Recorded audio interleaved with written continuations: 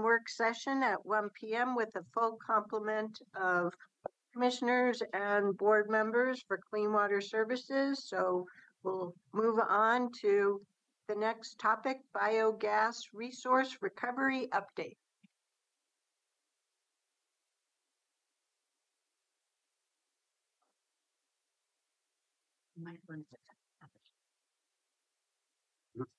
Give them more space. Nick.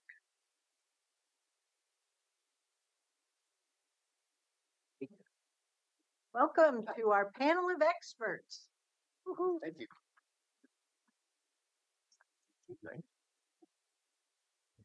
You're running with a good crowd here. Okay. Well, good afternoon. Thank you for seeing us. We're excited to come back and talk about renewable natural gas, which we've talked to the board about before.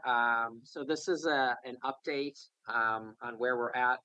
We'll go through some of the history of our past projects and give you a preview of where things are hopefully going to run in the future. We've got some new economic models to talk about. And we're also happy to have representatives from Northwest Natural Gas here.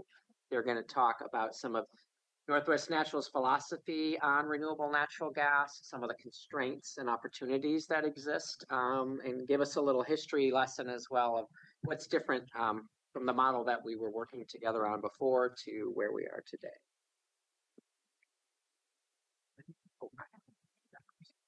You're in charge. I'm in charge. Okay.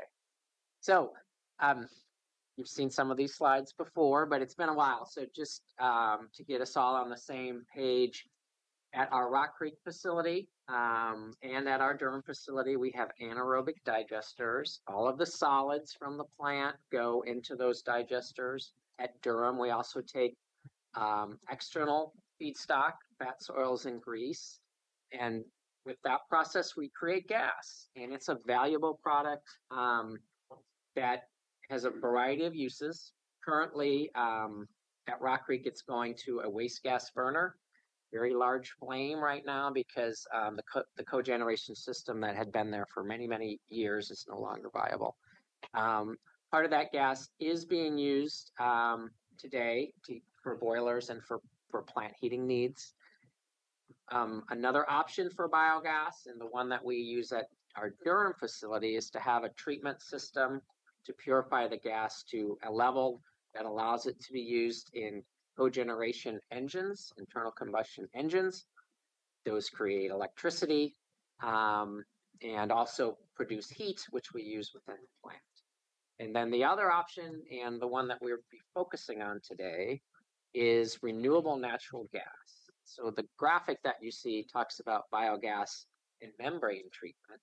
We are going to not get into the details, but there's some alternatives to membranes. Membranes had been the thing that we had shown before. That's what our public-private partnerships entities were focused on. In some of our more recent work, we found some other options that may be even better with respect to the economics and the O&M costs. And with that membrane treatment, we create renewable natural gas, very high quality, that goes into the pipeline.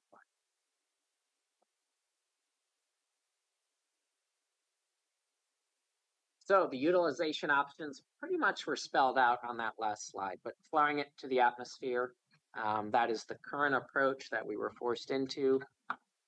I would kind of liken it to having your recycled cans that you know are worth some money and throwing them away in the garbage. I mean, that's what it feels like to me. We know we've got a valuable commodity. You know, we really don't want it to be literally burned, creating problems, you know, that with climate change and so forth. So we're looking at options.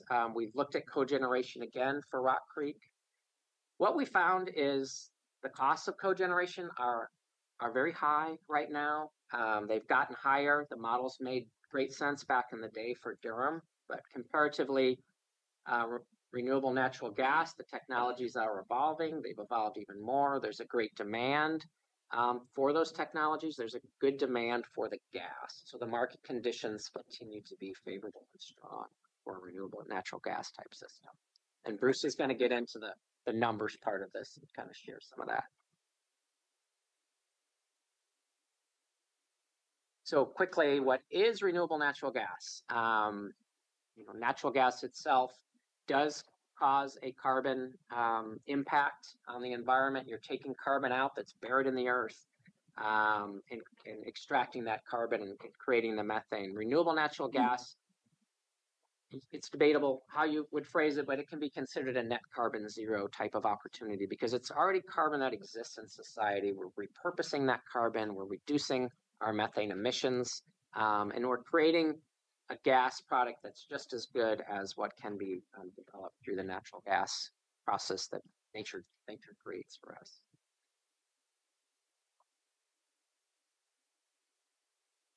So the business models, we've looked at private ownership models. We've presented a couple options. There were models with private partners even before that time. We were really focused, from my perspective, on the private piece because we were a little bit less certain of the technology and the marketplace. As we've done more work in this area, we feel a lot more confident that we've got both of those in a good position to address those concerns. So in the private ownership models where we just make the gas and the private party takes the gas, they treat the gas, they do all the O&M, we're done with it. And so while that can be obviously a less risk, the cash payback was not nearly as good as what we were seeing with models that we would work with ourselves and do the CWS ownership approach, where we design, we build, we own, we operate, we have full control of the facility.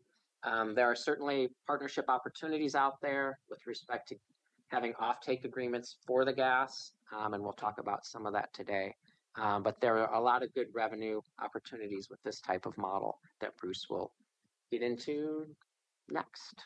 Yeah, thank you, Rick. So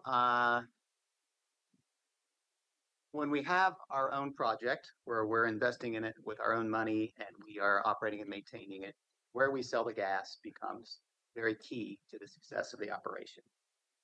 Under the private ownership model that Rick was just discussing, whoever we worked with always took the gas off our hands in that model. So we didn't have to worry about where we were going to sell the gas because it all went to the private partner. In this case, though, with us owning the project, we need to think more about where the gas will end up and how we're going to monetize it. So I want to say a little bit about the RNG market. There are basically two components to it. There is a compliance market, which consists of buyers of RNG who have to buy RNG because they have regulatory requirements that say they have to do it. Then there are also voluntary market people who don't have to buy it. They buy it voluntarily because they want to pursue sustainability goals or they want to impress their customers that they're being environmentally sound and that sort of thing. So all RNG buyers are in one of those two buckets.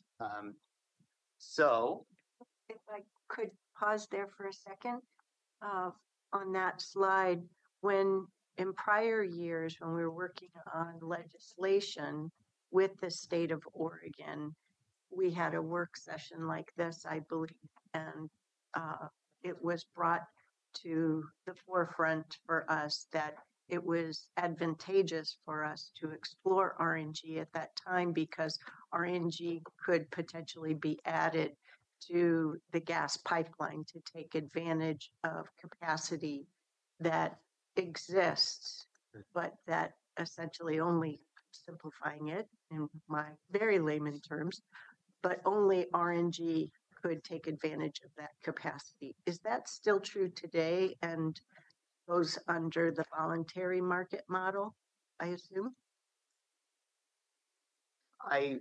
I can say that there's capacity in the pipeline, particularly the one that serves our Rock Creek facility, the natural gas pipeline, capacity to put our renewable natural gas in there, and the pipeline can take our gas and also continue to process the gas that's already in there that's fossil fuel based natural gas.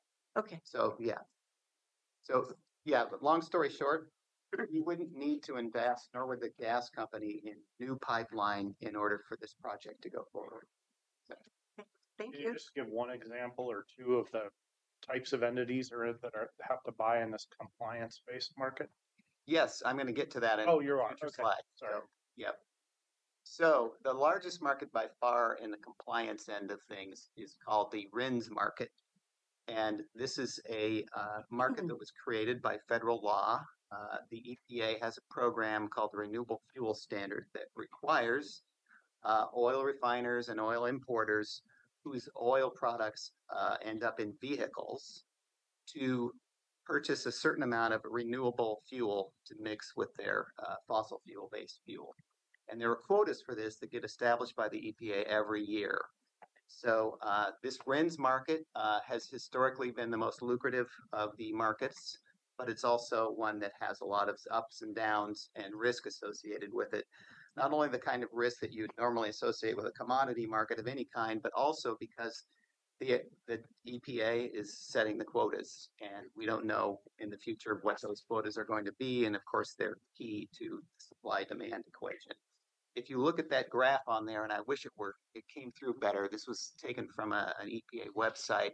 It shows the RINs market, or at least one aspect of it, and what the pricing has been since it first came into being around 2014. So you can see that it goes up and it goes down, and everyone we've talked to tells us that trying to predict the future is really, really difficult with it. We've done our best to model based on our expectations of the future, but people should understand that some of this is pretty speculative when it comes to trying to predict the future. So that's the RINs market. And that takes us to Northwest Natural and our resumption of discussions with them. I want to just give you a little bit of history of what's happened since we met with you folks last May. And at that time, thought we had a deal in the works with Northwest Natural, or we were getting very close to having one. It turned out that Northwest Natural couldn't get a tax credit that they were depending on in order for the project to go forward.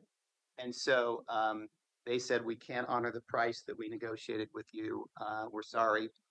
And at that point, Diane said, you know what? I want us to start looking at cogen again. So we did. And last summer and into the fall, we studied cogen, got some help from some consultants, did some economic analysis, and we realized, at best it might be revenue neutral, but under most of the scenarios that we explored with modeling, it was negative. In other words, you would have to take resources from somewhere else to subsidize the cogen system.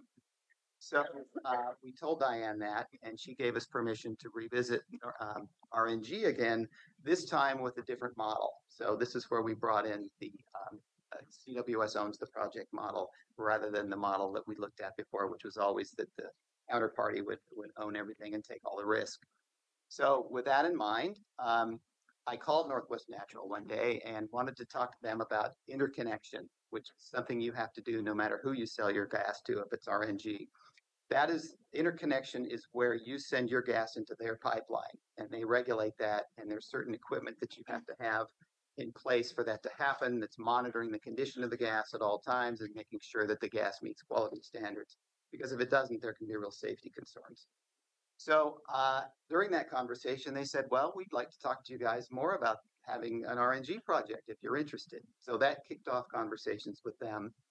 And as a result of those conversations, we've explored some different models for selling the gas. And I want to tell you about those now.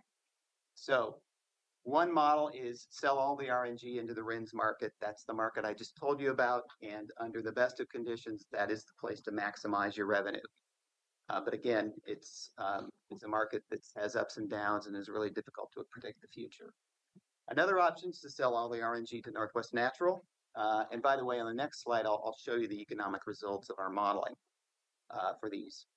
Another option is to sell all the RNG into the RINs market unless the price becomes too low, and then shift gears and start selling it to Northwest Natural. Northwest Natural has the advantage of offering us a price for the gas that is a fixed price subject to inflation escalators.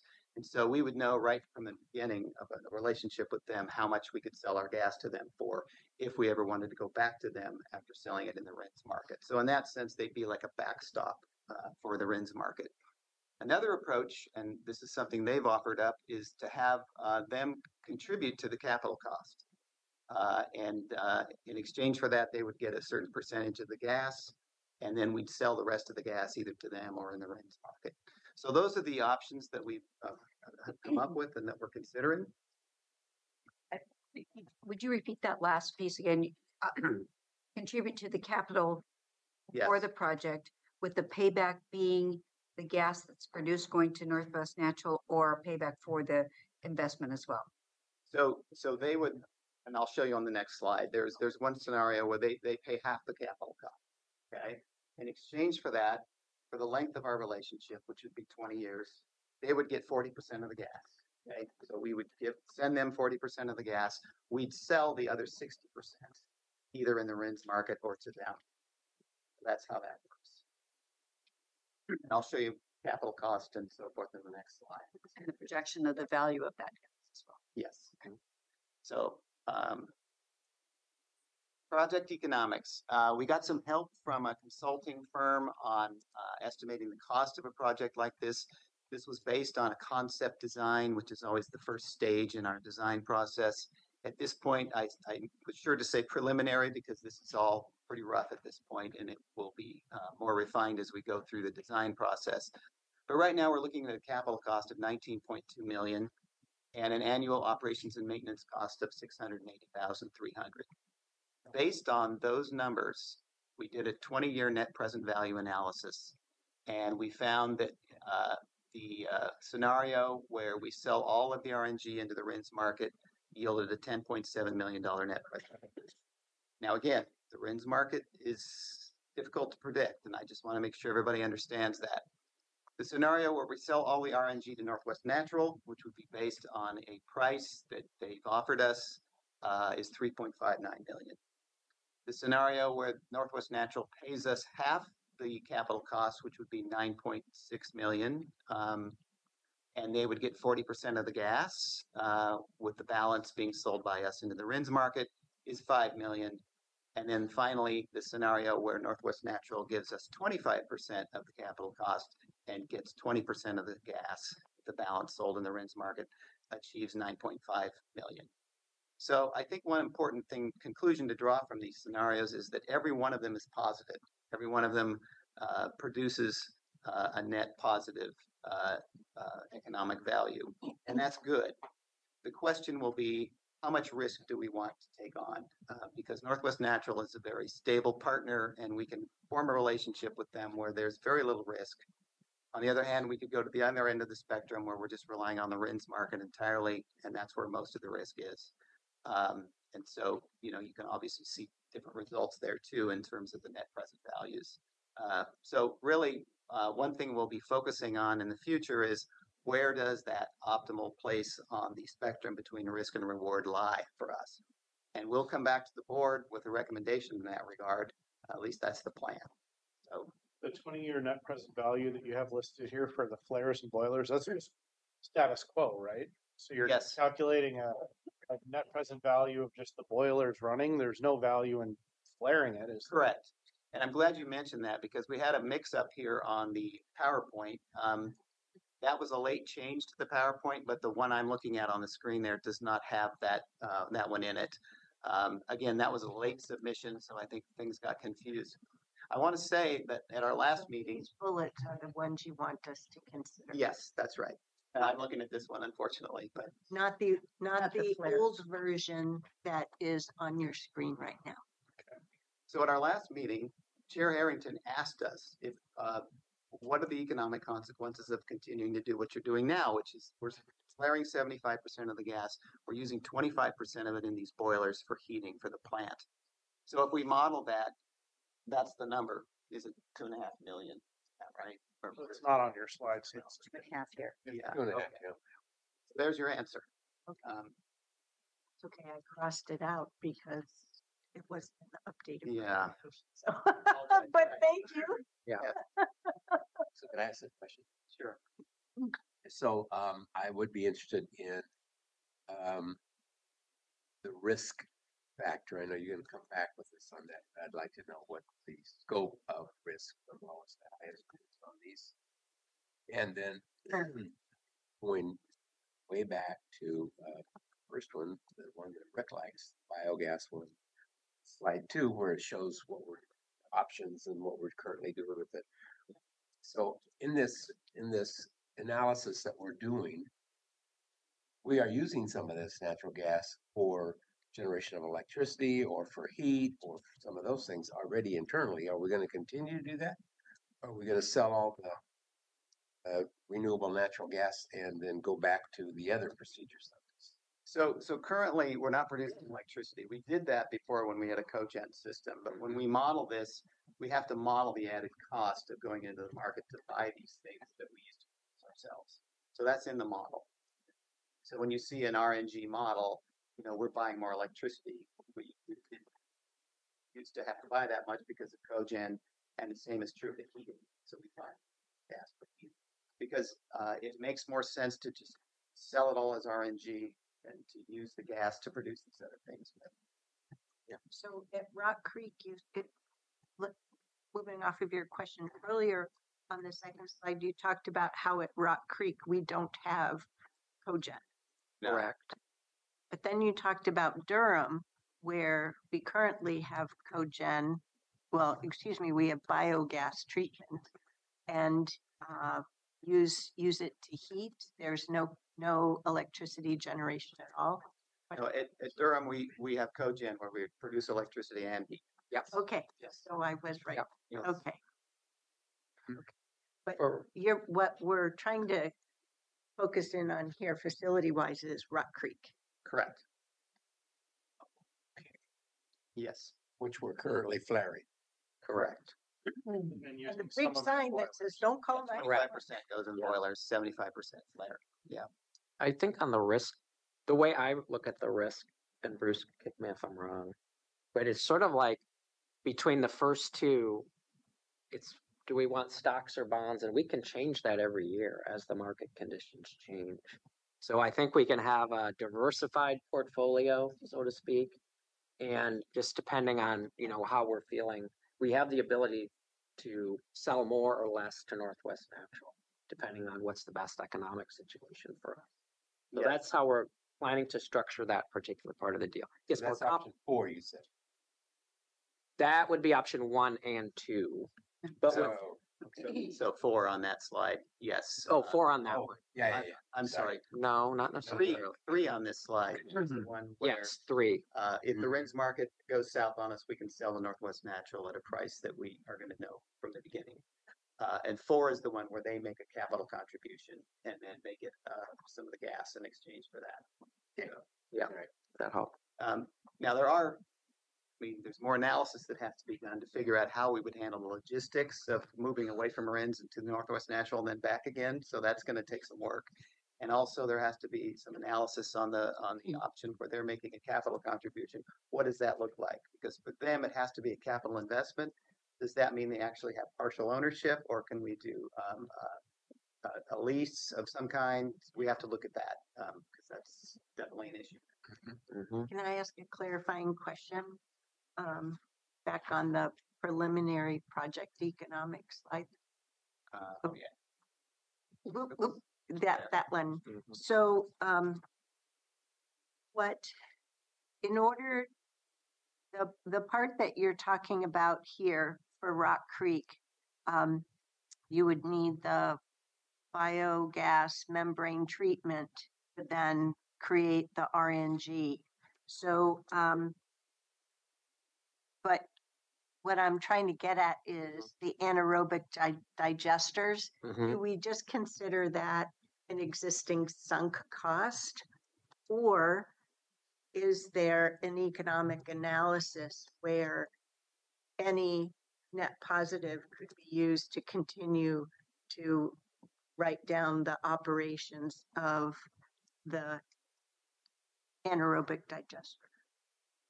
So the digester is there as part of the treatment process. Yeah. So it will always be there. So then it's considered a sunk cost. Yes. Mm-hmm. Okay.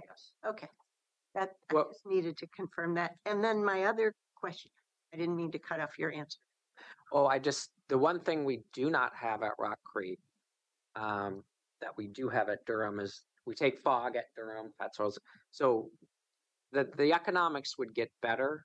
And we've run the economics that show it will get better if we were to invest in having a station to accept external fees. You So took that- you took my thunder for the next slide. Oh, Okay, Oh. so one last question on this, if I might. You described the RIN market to us, and I appreciate that. But is there risk to the RIN market going away entirely? I think so. Yes. Okay, Creature of legislation, it could go away. It has its supporters, not who include not just environmental people, but also corn farmers in the Midwest who raise corn for ethanol, because the ethanol market is also part of the renewable fuel standard. So, you got those people, then you have oil companies who I'm sure hate the program. And everyone's pushing on the EPA. Where does that? okay. I better understand that Yeah. risk prior to asking the question. But I'd like to build on that question just for a moment here, and that is, we've all been around the energy market for a long time, and we've seen new and different innovations come along. And Rick, just last week when you did the presentation Mhm. at the budget meeting, you talked about the skill set in your group is recognizing when the innovation crosses the line of profitability and when is the time to move forward. I get all those pieces, but my concern is we've got a 20-year horizon on this capital investment. Is that correct? That's correct. Okay, so over that course of the 20 years, I'm concerned about energy innovations. And none of us have crystal balls. I understand that. But my question really goes to how flexible does this project look to you in terms of adapting to any changes in that marketplace? Hmm. For example, the elimination of rents. Yes. Well, I think that the RINs, again, because it's a creature of politics, it's hard to know. As far as whether renewable natural gas is here to stay in other contexts, because certainly, natural gas is used for a lot of things besides vehicles. In fact, in vehicles, it's not really that dominant at this point. Well, I know that Northwest Natural is going to want to speak to this. I suspected she might. So, but and I think what little I know about it suggests that there are people who want to electrify everything in our economy, but the process of doing that is extremely expensive and will take a while if that is something we want to do. So I don't think that we're going to transition away from natural gas if we ever do overnight. So. Dinah, did you want to respond as well? I have a couple slides. Oh, okay, good. Thank you. So we're almost done with our part. Yeah. So as Rick said, we can add high-strength waste to our digesters to increase gas production. And this is a small energy project. On the greater scheme of things, it really is small. And with energy production, it is difficult to have good project economics because economies of scale are just not on your side. Okay, it's this economy is of lack of scale, really more. And so if we produce more gas, that will really help us. And so that's something we can do. In fact, there are capital improvements associated with being able to do that have to do with building a receiving station for the high strength waste. Northwest Natural, when we negotiated with them before, was willing to pay a contribution toward the capital cost of that. So hopefully this time around, we'll have that as well. Another thing we can do, and I've been talking about this, of course, is sell to Northwest Natural when the RINs market. Options there as well. So Northwest Natural would have capacity to take whatever we were willing to sell to them. Yes. Okay. Because I thought there was a limitation because of the blend that they had to do, and that maybe I'm not understanding this, but they could only use so much RNG. I don't think that applies to RNG. Hydrogen, maybe. I remember what you're describing. In the very early days, there was talk about that. Does the gas utility need to be aware of We had to have some degree of purity in our RNG for it to be acceptable to Northwest Natural. And that's still the case.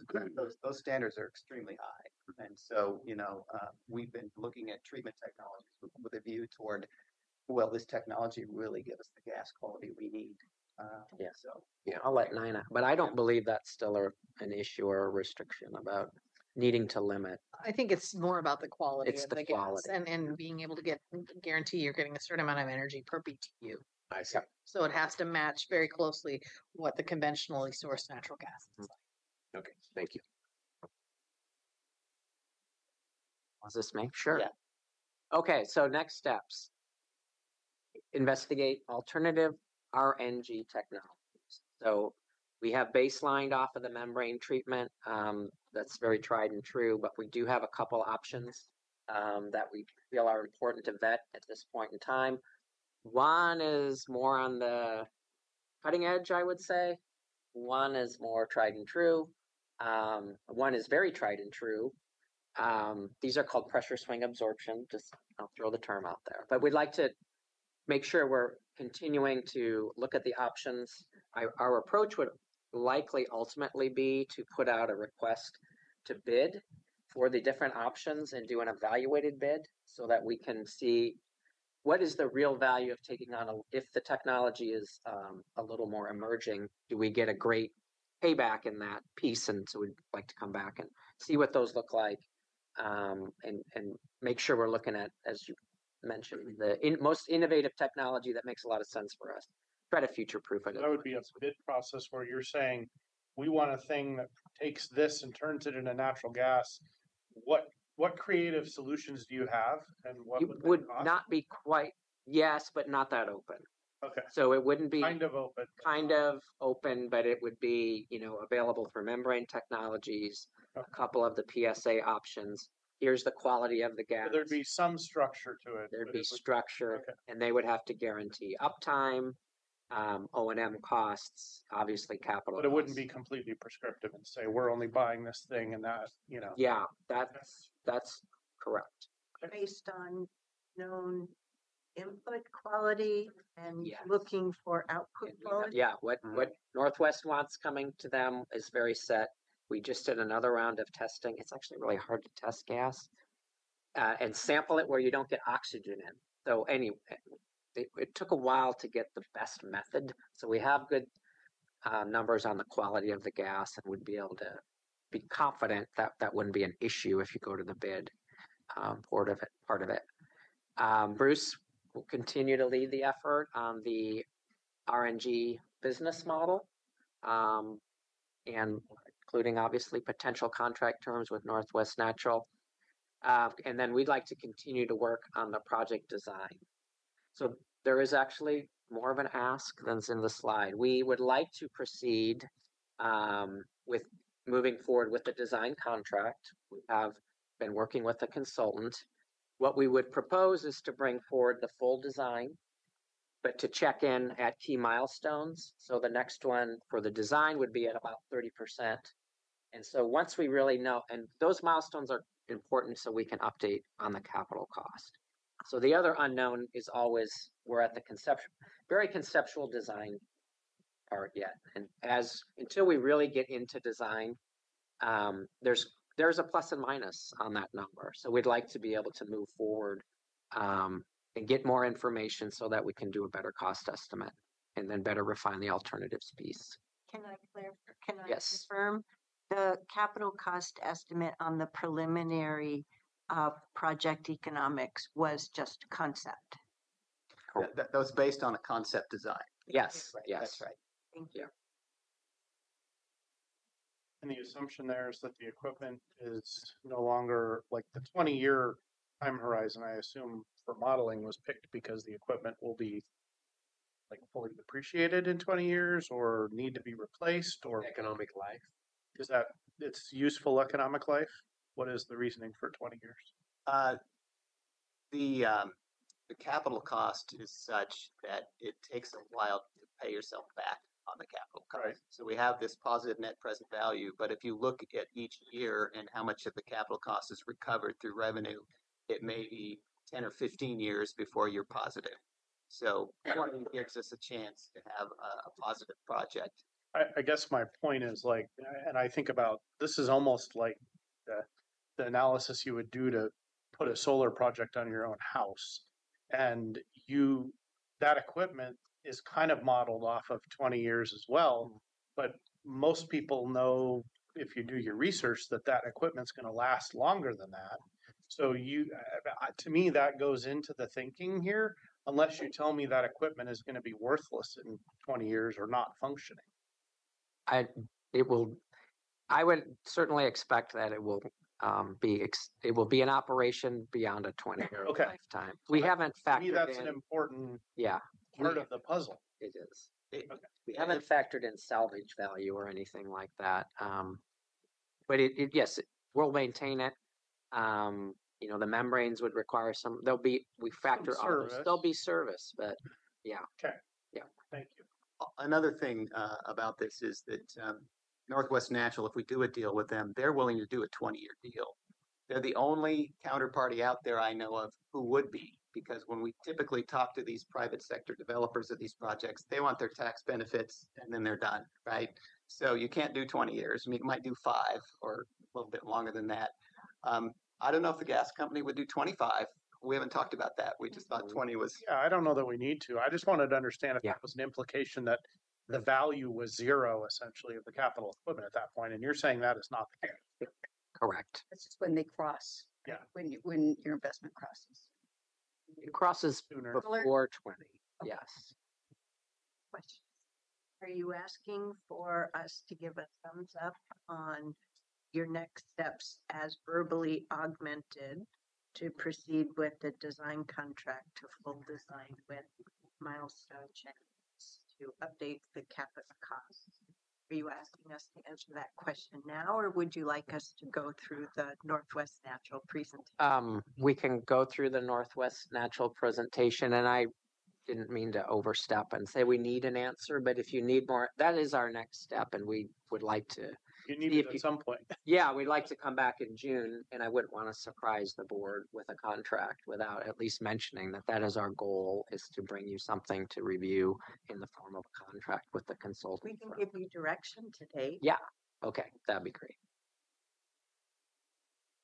So colleagues, do you want to answer it now, or do you want to hear the Northwest Natural presentation? They're not entire thing. Yeah. Thank you. Chair and commissioners, thank you for having me here. My name is Nina Carlson and I represent Northwest Natural in Government Affairs and Economic Development, and absolutely delighted to be here to talk a little bit about this potential project. I've got the map Yep. power. Just a brief history about Northwest Natural so you can, I know you probably know us, you pay a bill to us, but we are a local distribution company. We've been around 165 years, way longer than the 20 years of the contract that we may be entering into. So I think I can honestly say, without getting over my skis, we've been here for a while. We're going to be here for a long time going forward. One of the exciting things about our company is we're well networked in Washington County. We have a deep partnership in Washington County. We have probably one of the most modern systems in the ground. It's all coated steel or poly. So there's no surprises about our system and our ability to, our network in the county. And we know that Washington County in particular is going to be one of the major sectors for our growth going forward. So that, among many other reasons, are why we are really excited to look into doing a partnership with Clean Water Services here. In addition, our company has a goal of decarbonization or carbon neutral pipeline by 2050. And we know that RNG, kind of like you see the slide up here, is going to be a key way that we are going to utilize or to reach our carbon compliance. It's from getting the RNG from dairy farms, wastewater treatment plants, landfills, and not letting that methane off gas into the air, but to capture it, collect it, get it to that pipeline quality standard that we were talking about, and injecting it into our pipeline. Very important tool in our toolbox to reach decarbonization. So these projects, while they're exciting, they're also really necessary for us to meet the state's carbon goals. And you feel free to stop me if you have any questions. And we talked a little bit about RNG and is it going to be around? When I started doing these, first of all, you guys are very well versed on what RNG is. Organic matter decaying, releases methane, and you can capture it or you can flare it or you can just let it off gas. When I started doing these presentations about I guess 6 years ago, I remember the slide exactly. There were 113 projects either in development or up and running. Now there's almost 900. So I think that shows you that RNG is not some flash in the pan. It's not some niche kind of thing. And you can see we have 7 projects in Oregon. I would really like to have this one be one of the next ones on our pipeline. So any questions on any of that right there? Yeah, so there's this many projects.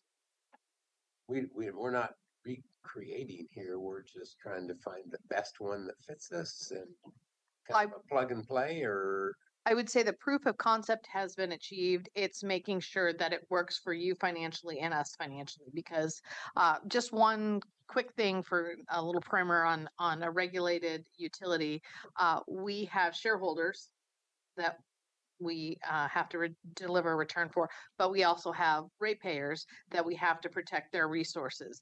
And we typically collect our rates in arrears every X time we go in for an integrated resource plan, an IRP.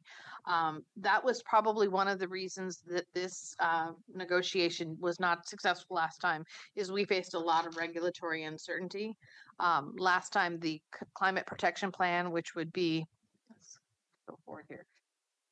The climate protection plan, which you see up here, was currently not in place. So we had that problem. We didn't know what the rules of the road were for what we could use to decarbonize and what we couldn't. Additionally, we had the integrated resource plan did not have this project included in it. And so when we file those integrated resource plans with our Public Utility Commission, they look it over and then they give us acknowledgement. Acknowledgement usually means that we will be able to recover to some extent for that investment. And so that's pretty important for us to be able to make sure that the money that we're putting out, we feel like we will be able to get a return on that, because if we can't, then we have to put that on our shareholders, which causes other issues. So the regulatory uncertainty, the tax credits that Bruce mentioned, and the production and development risk was a concern to us last time. It looks like with the current environment that we have, we are about ready to submit our latest integrated resource plan in June. This project is called out in it, so we will have hopefully some sort of acknowledgement by the end of the year, and that will have that surety. As it shows here, the Climate Protection Program 2.0 is currently in place, so we kind of know what the rules of the road are there. And then, Chair Harrington, you asked about legislation. We do have Senate Bill 98, which allows larger customers to do custom contracts to purchase additional renewable natural gas over and above what is currently is on the pipeline. So there is a local market for this, and it's increasing. We have many companies that have ESG reports or particular sustainability goals that they want to hit, and these contracts for renewable natural gas are another tool that we can offer to our customers. So I think that's a good thing for you guys as well. I mean, it helps if The marketplace is getting bigger. Exactly. It is the economy of scale of the marketplace. It's really developing. And when I see from 113 to almost 900 projects, that's a trend that is pretty darn positive. So with that, I just want you to know that we really are here. We want to be a partner, and we are, I guess, any questions that you have, we have a full suite of folks behind us wanting to pursue this a little further. Question on the previous slide. I know that the last time this topic came in front of this board, the Senate Bill 98 came up, like as part of the, I think if I recall correctly, in the material, the presentation, but not House Bill 1257. Is that a new? That's in Washington. So that isn't applicable to here. There's nothing such thing that exists in Oregon, or is there one? Senate Bill 98. Senate Bill 98 was done first. It was its first of its kind in the nation to be done. Washington saw that, like that, and that's where House Bill 1257 came in. So we just are showing you kind of the carbon policy regulations along the West Coast. This is something that's not going away, and we're planning for it. And these kinds of projects help give us another answer to answer the call of this legislation. So Washington actually copied us. Yes, we were the first in the nation to have a voluntary RNG program. Very proud. Is there anything, I don't know about their bill, but this House Bill 1257 in that state, is there anything that is there more incentives? That I think between versus Senate Bill similar? 98 and the Climate Protection Plan, we have lots of tools to be able to help the market grow and to help projects like this be successful. That's all I can say on that. Go ahead, Commissioner Schneider. I think I know the answer to this, but I think for the community more broadly, I want to make sure I fully understand this. Renewable natural gas is not segregated into its own system, correct? So once it's in the system because of its purity, like if you're selling what we're producing as RNG to somebody else, it might actually be gas molecules that came from somewhere else. Is that right? So, okay, so there is no segregated system. It's not like you're buying E85 ethanol and it's in a completely different. It's the same Holding chemical, structure. the molecule is the same Yeah. chemical formula. So you just know how much was produced and in the system, and therefore you can sell that much of it as RNG out a different spigot, so to speak, if need be. And you can kind of look at it as each molecule has two entities to it: the cost of the gas, the commodity, and then the environmental attribute, or and that would be the reduction of the amount of carbon from capturing that versus letting it off gas into the air. So there's kind of two things. The gas has a value, and then the environmental commodity, very similar to the renewable the RECs for on the electric side, like the Green Future Impact and that kind of thing. Thank you. Other commissioners? Yeah, it's going to be what's the entity that we're looking at making this partnership with Northwest Natural or whatever we do? Is that going to be just under CWS umbrella? Right, agreement between CWS and Northwest Natural. Okay, yeah, we're not looking at another. I guess is what I'm saying. Make sure that we don't have some The heads are all saying no. No. Okay. Yeah. All right. Correct.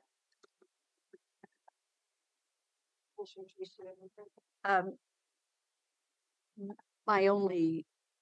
I'm very much in favor of this.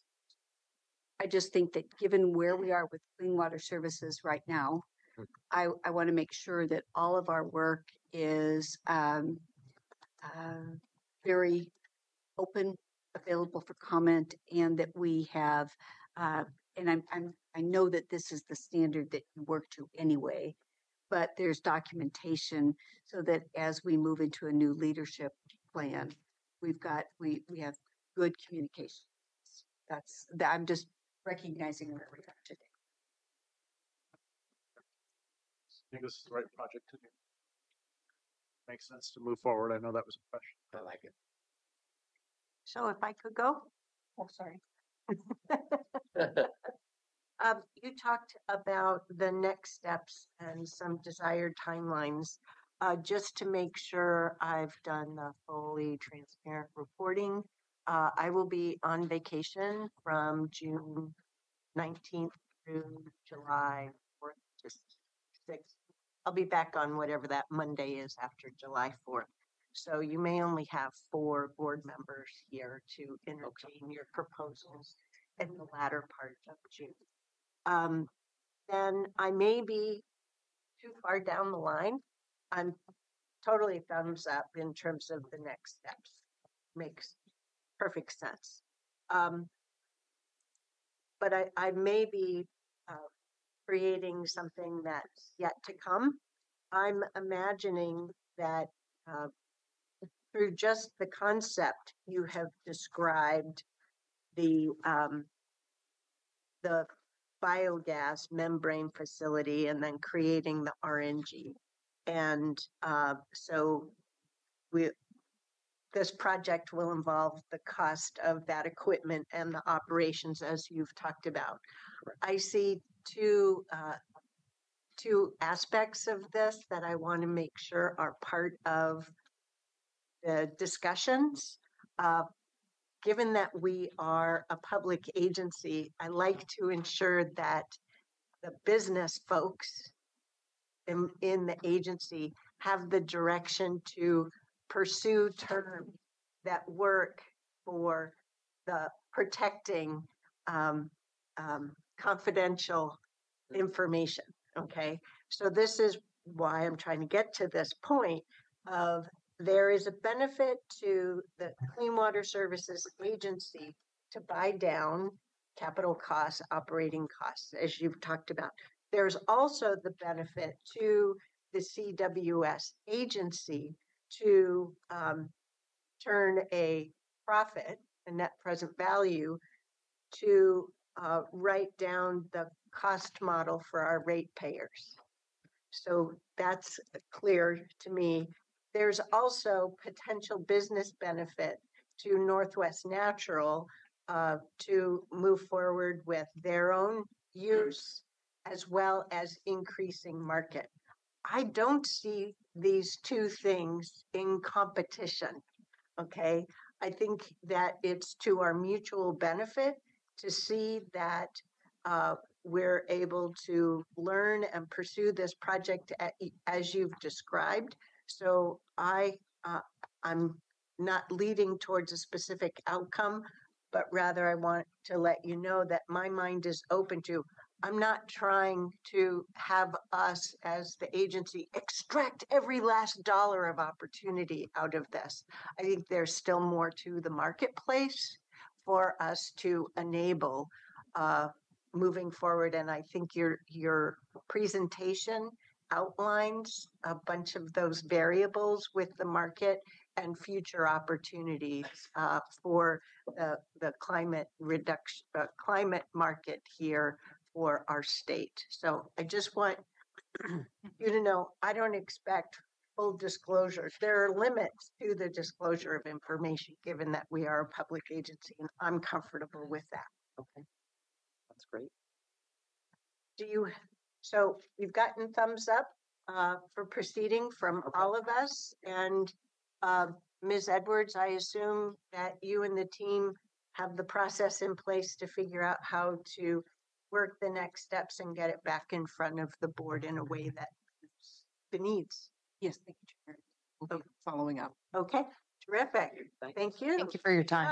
Northwest Natural. Thank you for your flexibility in Thanks. scheduling this today as well. Oh, no problem.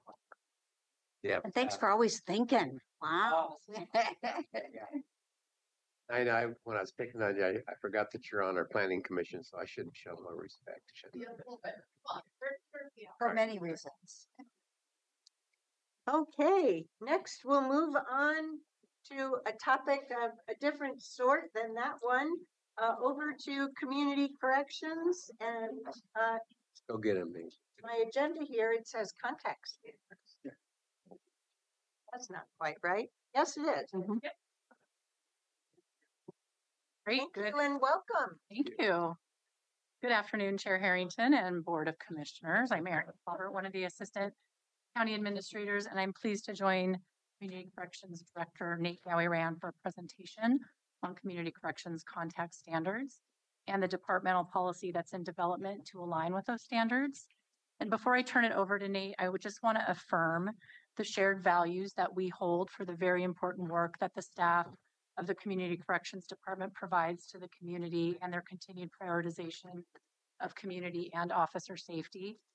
Just like the last several decades of work in Washington County, their work continues to be rooted in people-centered practices, guided by data, making evidence-informed decisions, and are congruent with best practices and industry standards for interventions that target the risk and the needs of justice-involved individuals. We know that Washington County is the fastest growing and most diverse county in Oregon, a metric that we celebrate and acknowledge as a strength for what makes us so special. With the growth and evolution of our county, our Community Corrections Agency continues to ensure that it meets the needs of the community to promote public safety and reduce recidivism. We understand that this presentation on contact standards might raise concerns or feel like a big shift from current practice. But I want to reiterate for you and for the public that we continue to uphold our values and that we're aligning our operations with state and industry standards. As you will hear over the next 45 minutes, the underlying work and commitment to build professional rapport with people on supervision does not change. And there will be an increased focus on officer safety as the rules and the conditions for the work of the parole and probation officers align with best practices and the updated contact standards. And with that, I will turn it over to Nate Gowran. All right, thank you, Aaron, very much. For the record, I'm Nate Gowran. I'm your current Director for Community Corrections here in Washington County. And before I dive into this topic, I want to just pay my respects and honor my predecessors who have come before me. I've only been here for 2 years, but I know there's been a lot of innovation, lots of creativity, and just a lot of courage moving this industry forward in Washington County specifically. I also wanted to tell you that we're one industry in community corrections for the state of Oregon, even though we're kind of isolated in terms of just county to county, with Washington being one county, a very large county. But our industry has industry standards, and we are held to those standards, and we have expectations to serve our public and to make sure that it's a safe environment. So with that, I'll dive into this presentation. We are going to do an overview. This is an informational type of presentation to you all because you're my bosses, right? And I got to keep you informed on what the heck's going on in community corrections. Want to do a philosophical approach, just overview of that, and we'll get into some other information as it relates to some work group findings that we have internally, as well as with our community partners, and some of the next steps that we're hopefully going to take to move our industry forward in community corrections. So as you know, we have 3 different divisions. What I'm going to be speaking about today mostly pertains to parole and probation division.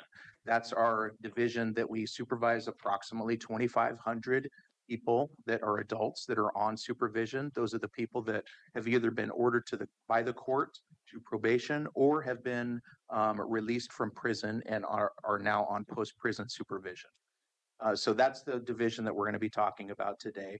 It's separate, but so there's some indirect impacts to our Community Corrections Center, as well as some indirect impacts to our counseling and victim services. But the bulk of the content today is going to be applicable to parole and probation. Please, Chair. In regard to that post-prison supervision, what is the maximum time that someone can be on post-prison supervision? It really depends on the crime seriousness and what their release is from prison. So we have some people that are on lifetime parole. We also have some people that are on extensive, like 10 years and 5 years and 2 years parole. So it varies, and it depends on the type of crime seriousness that they have and their release conditions. Thank you.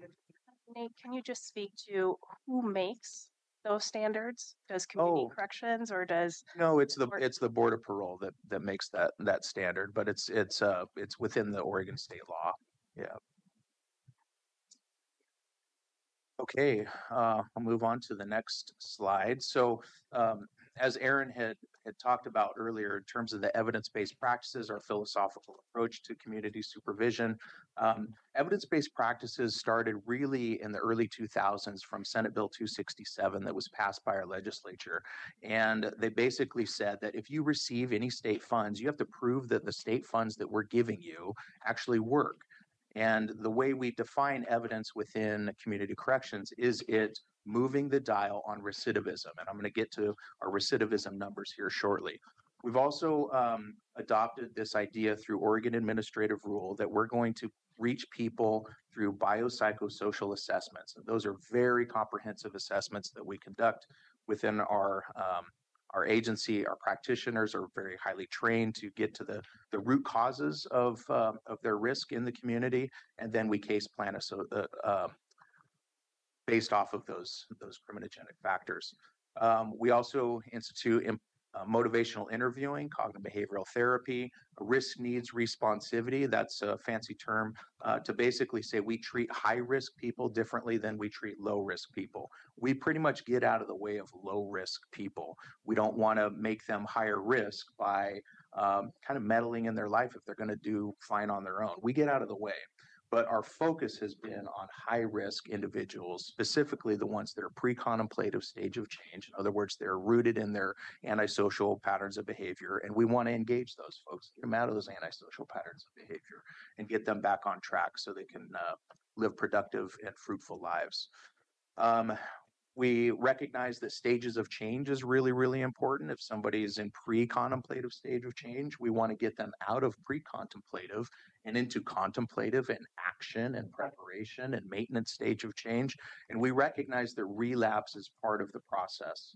So if somebody's has a lifetime history of antisocial patterns of behavior, we know that they're not going to be perfect just because we work with them. They're going to have some slips every once in a while, and we get them back and we work with them some more.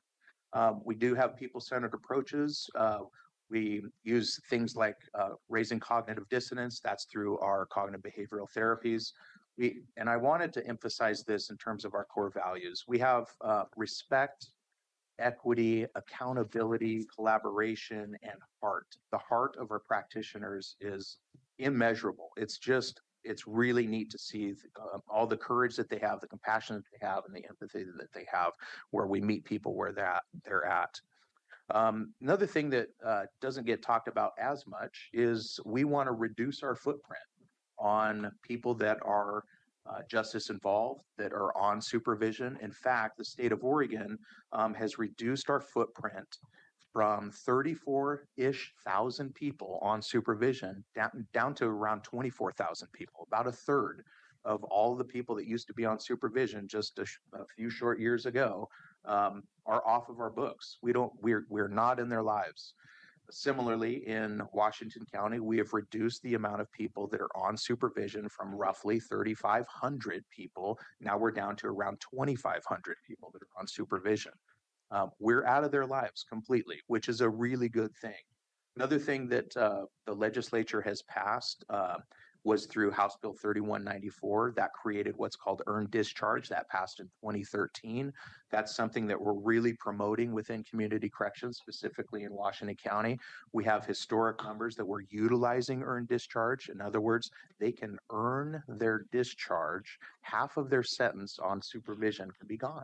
As long as they're complying, as long as they're doing the things that they need to do, they're abiding by the conditions, and they're showing that they're going to be productive in society, we get them out of our caseloads, and we hopefully never see them again. Another thing that happened through House Bill 3194 is our reduction in prison utilization. That's something that we're very proud of as a state, and specifically in Washington County. We work very closely with all of our public safety partners, including the District Attorney's Office and Criminal Justice Commission, to make sure that we uplift that philosophy on reducing prison. We don't want to, criminalize things like addiction. We want to get them help. Work with them in our local communities if we have the ability to do so. We jump on that. Yeah. Two quick questions. The reducing our footprint in the statistics that you gave, is that as a result of the stellar work that we are doing in the parole side of things, or is it a combination of that and the fact that legislatively they've reduced the terms, I guess, for qualifying for a felony versus a misdemeanor? Yeah, that's a really good question. Thank you, Commissioner. So there's a number of factors that go into that, COVID being one of them, the defense crisis being one of them. Another factor that we have a little bit more control over was the legislative work that was done through the House Bill 4002. And that was something that we wanted to continue with that aim of not criminalizing addiction and working with people. We stood up this thing called deflection, right? And the intent is to not put people in the criminal justice system.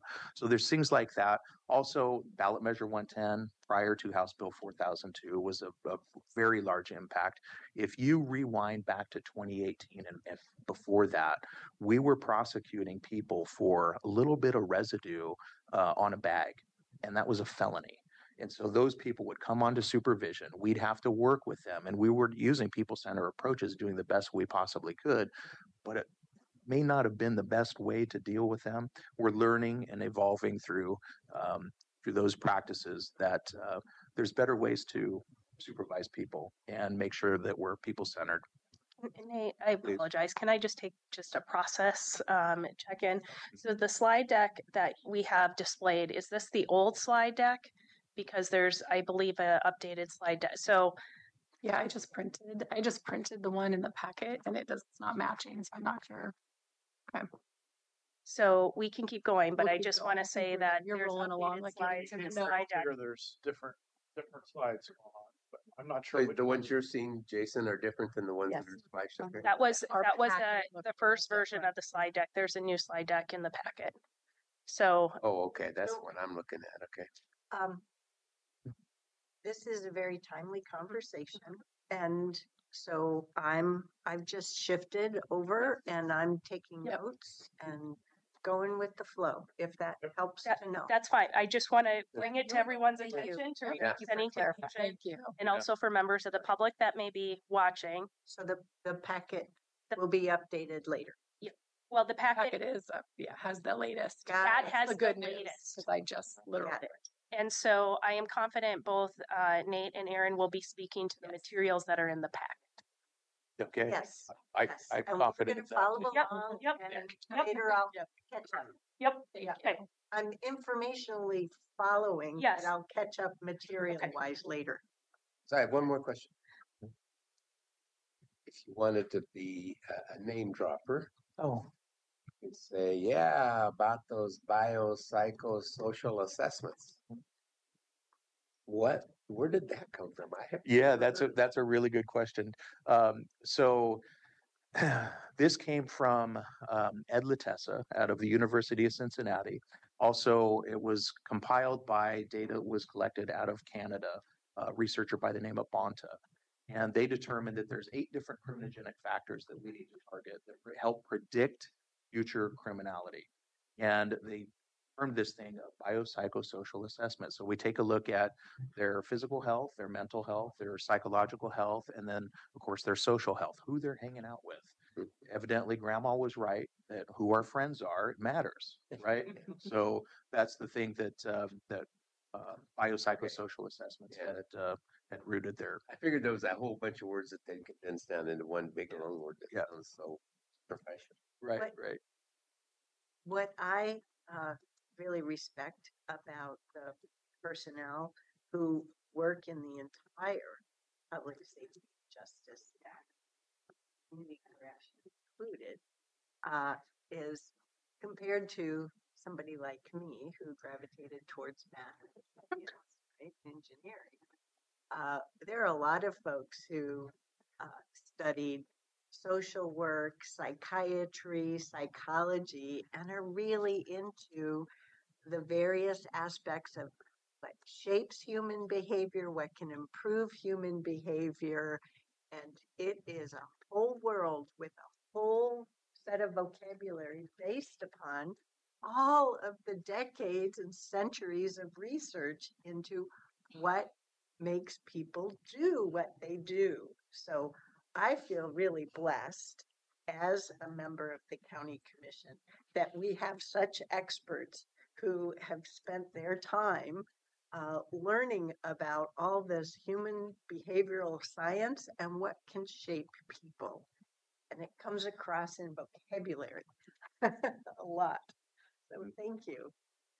Yeah, you're welcome. And thanks for not leaving us in the dust along Yeah, the way. I'm happy to slow down and talk about it. I'm very passionate about It's this great. work. So As long as I don't have to write down all these big complicated phrases, I'm doing good. I got a new term. I just got to figure out how to drop it in a sentence, you know? takes practice. We'll figure it out. We'll figure it out. So as I mentioned earlier in the presentation, I've been here for 2 years.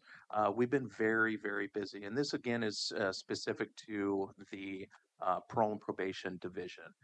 There's been a lot of other work with the center and also with the victim services.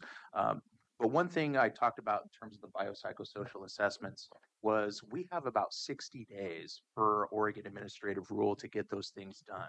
That's a high expectation for us. And we've been really focusing on that. So now those things are improved in terms of our rates of completion. That's been a very good thing for our industry. Also, the budget adjustments that we made within the last couple of years, we were seeing that we had the CCA funds that were allocating approximately 40% of all of the state funds that we receive out of the CCA to incarceration. And we right-sized that. Now those funds are going to 10 or 11%, which is justifiable to the amount of revocations that we're seeing in Washington County. Another thing that we've been really focusing on is structured sanctions. So the state of Oregon gives us the opportunity to have a mutually agreed upon sanction with the people that are on supervision. So say somebody violates treatment conditions and they're like, okay, I need some level of support here. I need some level of accountability. And then it's a mutual agreement and the person on supervision. Like in that circumstance, we might offer some community service or maybe a verbal reprimand, it's called, which is basically a coaching session. How could you have done better? What can I do to support you? You know, things like that. We also have been implementing culturally specific programming to increase our support for our BIPOC communities. Our caseload sizes are now down. We've increased our low risk caseload, and I'll get to this in the presentation later, but there's very little required of low risk people. And we try to get out of their way. We have approximately 1,000 people on low risk supervision. So out of the 2,500 that we have on supervision, we're down to now 1,500 that are either high risk or medium risk. And then lastly, I want to talk about the measurable contacts, and we're increasing those in part because of the new administrative rule that just dropped last year, about a year ago, actually. And we're also preparing our agency to require face-to-face home visits within the parole and probation division.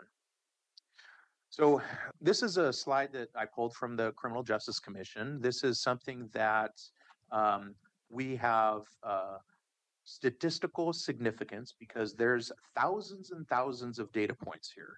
From 1997 to 2023, this is all takes all of the people on probation as well as the people on post-prison supervision. It follows them for a year, 2 years, and 3 years. And as you can see, statewide in terms of recidivism, 1 year there were recidivating at about 30%. In other words, they got arrested either for a misdemeanor or a felony.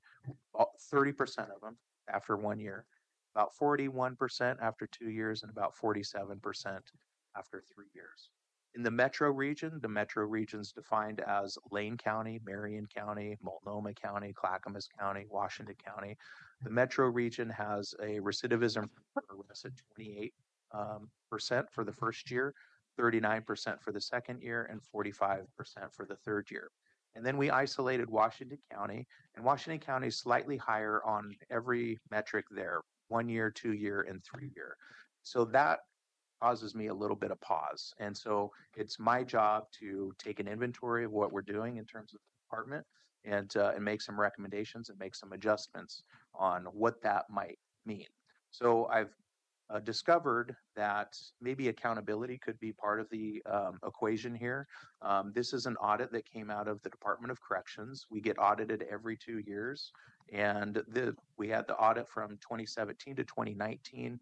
It was found that a review of these standards and contacts revealed that high-risk clients are contacted less than the state standard. Washington County does not have a set state standard for home visits for any level of supervision. And then similarly, the next audit that was conducted, they had to skip 19 to 21 because of COVID. But the 21 to 23 audit came out that 9,800 contacts were required, and during the review period for high-risk supervision, we only completed about 24% of those contacts, and there's just some room for improvement there. So, which is why we're talking about increasing some of these contacts within community corrections, specifically in Washington County. So, yeah, just want to make sure I understand your last statement there on the right. Specifically, Washington County is considerably lower than statewide averages in minimum contact standards for high and medium risk. That's a whole bunch of stuff. Mm-hmm. So can you condense that into we're better or we're worse? We're on this data set, we were worse. We weren't hitting the statewide standard there. If I boil it down, we just need to make more contacts according to that. So we made some adjustments within the last couple of years, and I'll give you some more recent information. That's what I thought I was reading, but Yeah, And will you also give us in that 2,300 versus 9,800 required? What was the characterization of those 2,300? oh, the types of Yeah, contacts. yeah, yeah. Okay. I don't have that data right now, but I can get it to you. Okay. For context, I talked a little bit about the 2,500 people that were on current supervision. About 1,000 of those people are low risk people.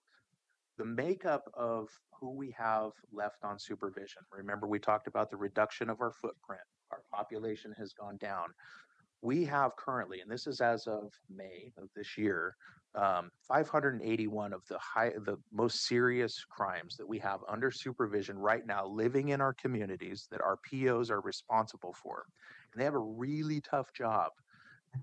People come to them, they have a caseload, about 50 people are on their caseload, and we're asking our POs, our practitioners, don't let these people commit any more crimes, at least for the next 3 years. We're asking them to do that. That's a really difficult thing to do when people are in pre-contemplative stage of change and they're embedded in their antisocial patterns of behavior. That's a really tough thing. So we still ask them to do it, right?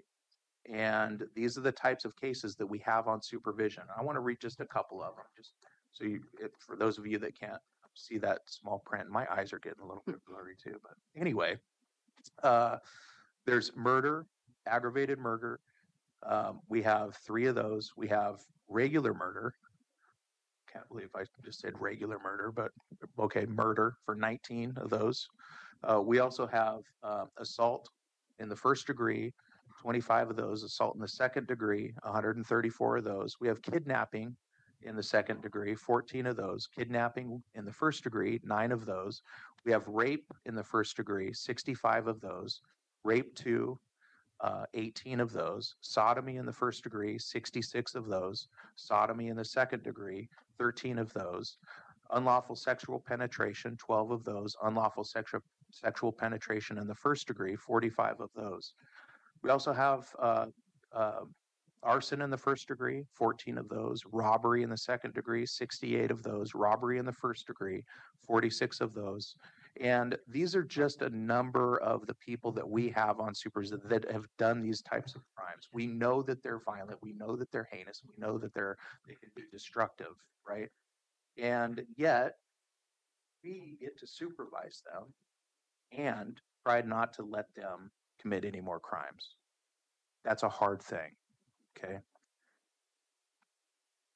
Similarly, with the rise in our violent crime locally here in Washington County, this is a slide that was generated from the FBI, and they keep track of the violent crimes. The violent crimes and defined on this particular data set is murder, rape, robbery, aggravated assaults, and it's on a steady increase, at least from 2018 to 2022.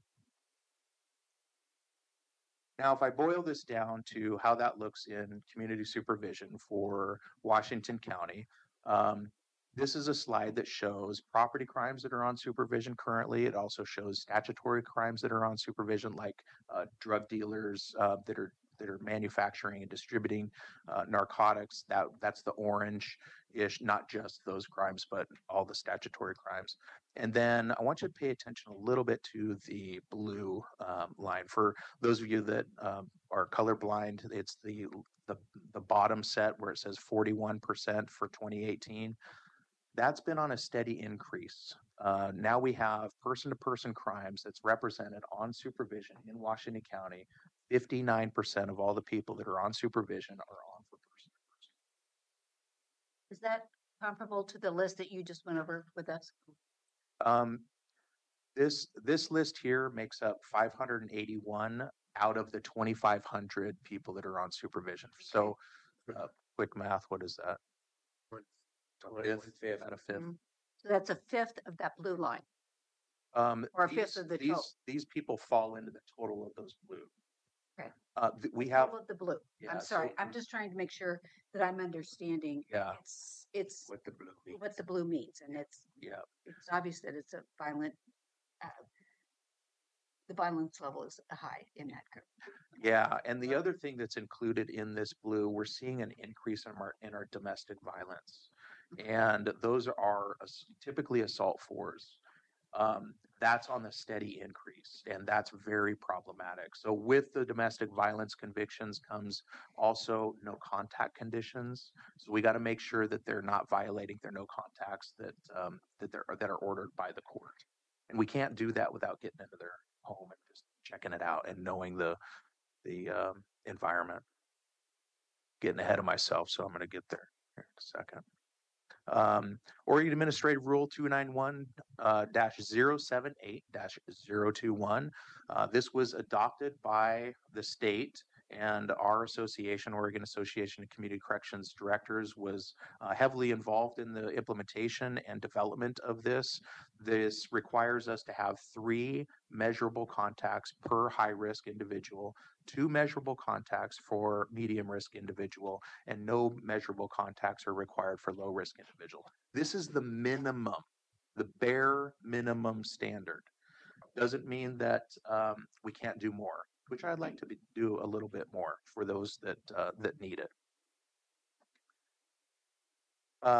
This is a work group that was comprised of our local practitioners. We also had leadership involved with this. We also reached out to our public safety partners with the courts, the district attorney's office, and others.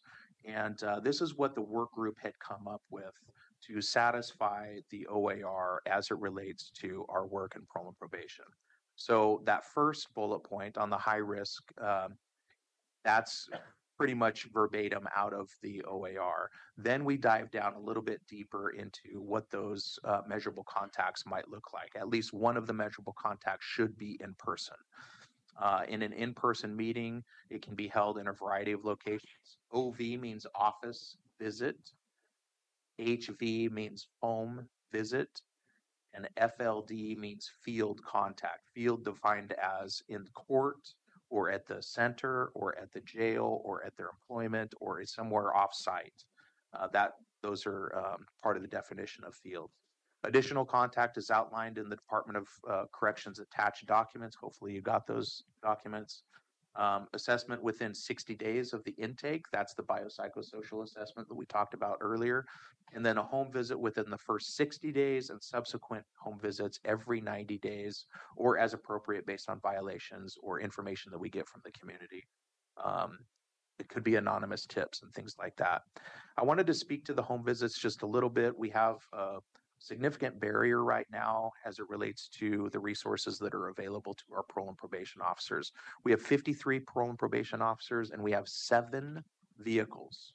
That's not enough vehicles. We budgeted for an additional, I think it's $500,000 in our budget that will be before you to approve shortly, hopefully.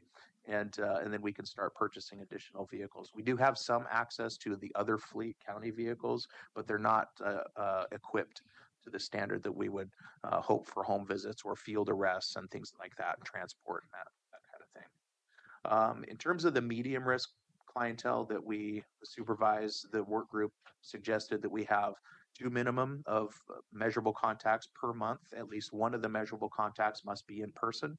Assessment within 60 days, and that's part of the Oregon administrative rule.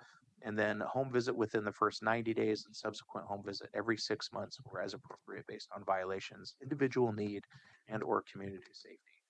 And in the low risk, we have no monthly standard for required contacts. Again, that's about 1,000 of our people that are under supervision. At minimum, low risk cases will be reviewed, and there is some room there in case we hear information that we need to take action. So it's a much more reactionary type of caseload, much more reactionary type of supervision strategy, and it's not proactive like we do with our high risk and our medium risk clientele. Everybody okay so far? Okay. I think this was to your point, Commissioner, earlier of the breakdown of what it looks like to have the contacts. This is just a snapshot from the month of March in 2025. And it indicates that about 7% of all of our contacts are home visits. About 8% of all of our contacts for high risk were office visit. About 24 or a quarter of our contacts were field visits. And then you look at that blue, that's about 61% were some form of technology with it. It was either telephonic or electronic messaging or video conferencing. And that's something that we captured here in this data slide. The pie chart up below is the medium risk clientele, and it has a similar breakdown, but there's more technology that we used in terms of those measurable contacts. So could, Yes. one more question.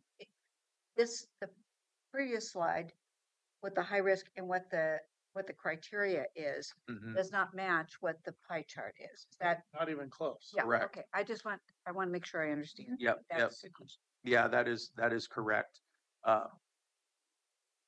That happens organically when you don't have those types of requirements that we're hopefully going to implement here shortly. and 7 vehicles doesn't help that.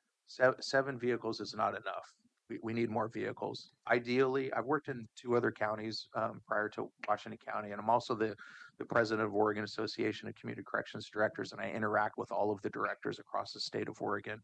And just my professional opinion, we need about 1 car per 2 POs, and that's going to get us to the point where I think we can get out in the field more and do it safely. This is just one example of the translation from high risk, or excuse me, the recommended standards of home visits. So the top graph is on the high risk individuals. It assumes 493 clientele. That's about the amount of people that we have up for high risk, which means 1,479 contacts total and 247 home visits. And then we use the same methodology for the medium risk graph below. That's per month. Yes. Yes. Does this say per month? Okay, Yeah. thank you. Yep, we played with that slide a little bit, but yes, okay. So we're currently for high risk in the 7% versus 17, Yep. and medium risk at about, I don't know, 11, trying to get to 17. Got it. Yeah. Thank you. Yeah, so the reason why I brought this up is that it's an achievable goal. We can start implementing this fairly soon, even with 7 cars right now, and we have 7 in the queue. We can implement this fairly easily right now, but we want to grow into our contacts slowly and safely. Okay, before I dive into this, just give you this analogy. I drove here. I drove here to work. And when I drove here, I put on my safety belt. And I have never had to use my safety belt in an accident, not one time. But I wear my safety belt every time I get in a car, every time, because there might be a time where I get into an accident and I need the safety belt to save my life. That's how we approach any tool that we use in law enforcement. We would rather have it on, have it available, and not need it than need it and not have it, right? It applies to our vests, our bulletproof vests. It applies to our handcuffs, right? It applies to oleoresin capsicum, which is a less than lethal force option to minimize the risk. It applies to pretty much every safety standard that we have, every tool that we have within our law enforcement community. By the way, this is not always known. ORS defines community corrections, specifically parole and probation officers, as law enforcement, right? We are a different discipline than police, but we are law enforcement by definition. Similarly, our parole and probation officers have hours of peace officers in the performance of their duties per Oregon revised statute. That's in your slide deck. All parole and probation officers attend the statewide Department of Public Safety Standards and Training. It's a multi-week course, and we include use of force continuum and training. We have a very robust field training evaluation program once they graduate from the academy and they come onto the department and given a caseload and things of that nature. We go through extensive training as law enforcement community, extensive training.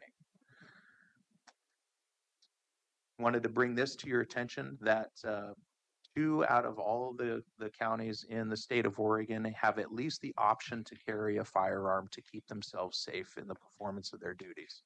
The blue indicates mandatory arming. Most of those counties are sheriff-ran counties. There's one county, Lane County, that is mandatory, but they're not a sheriff-ran county. The other counties that are in the dark green, they are optionally armed and discretion by the PO to arm. And here's a note, 60% of those POs that have the ability to exercise their optional arming are armed in those counties that are in green. The light green county, right there in the middle, they had less than 60% that chose to be armed.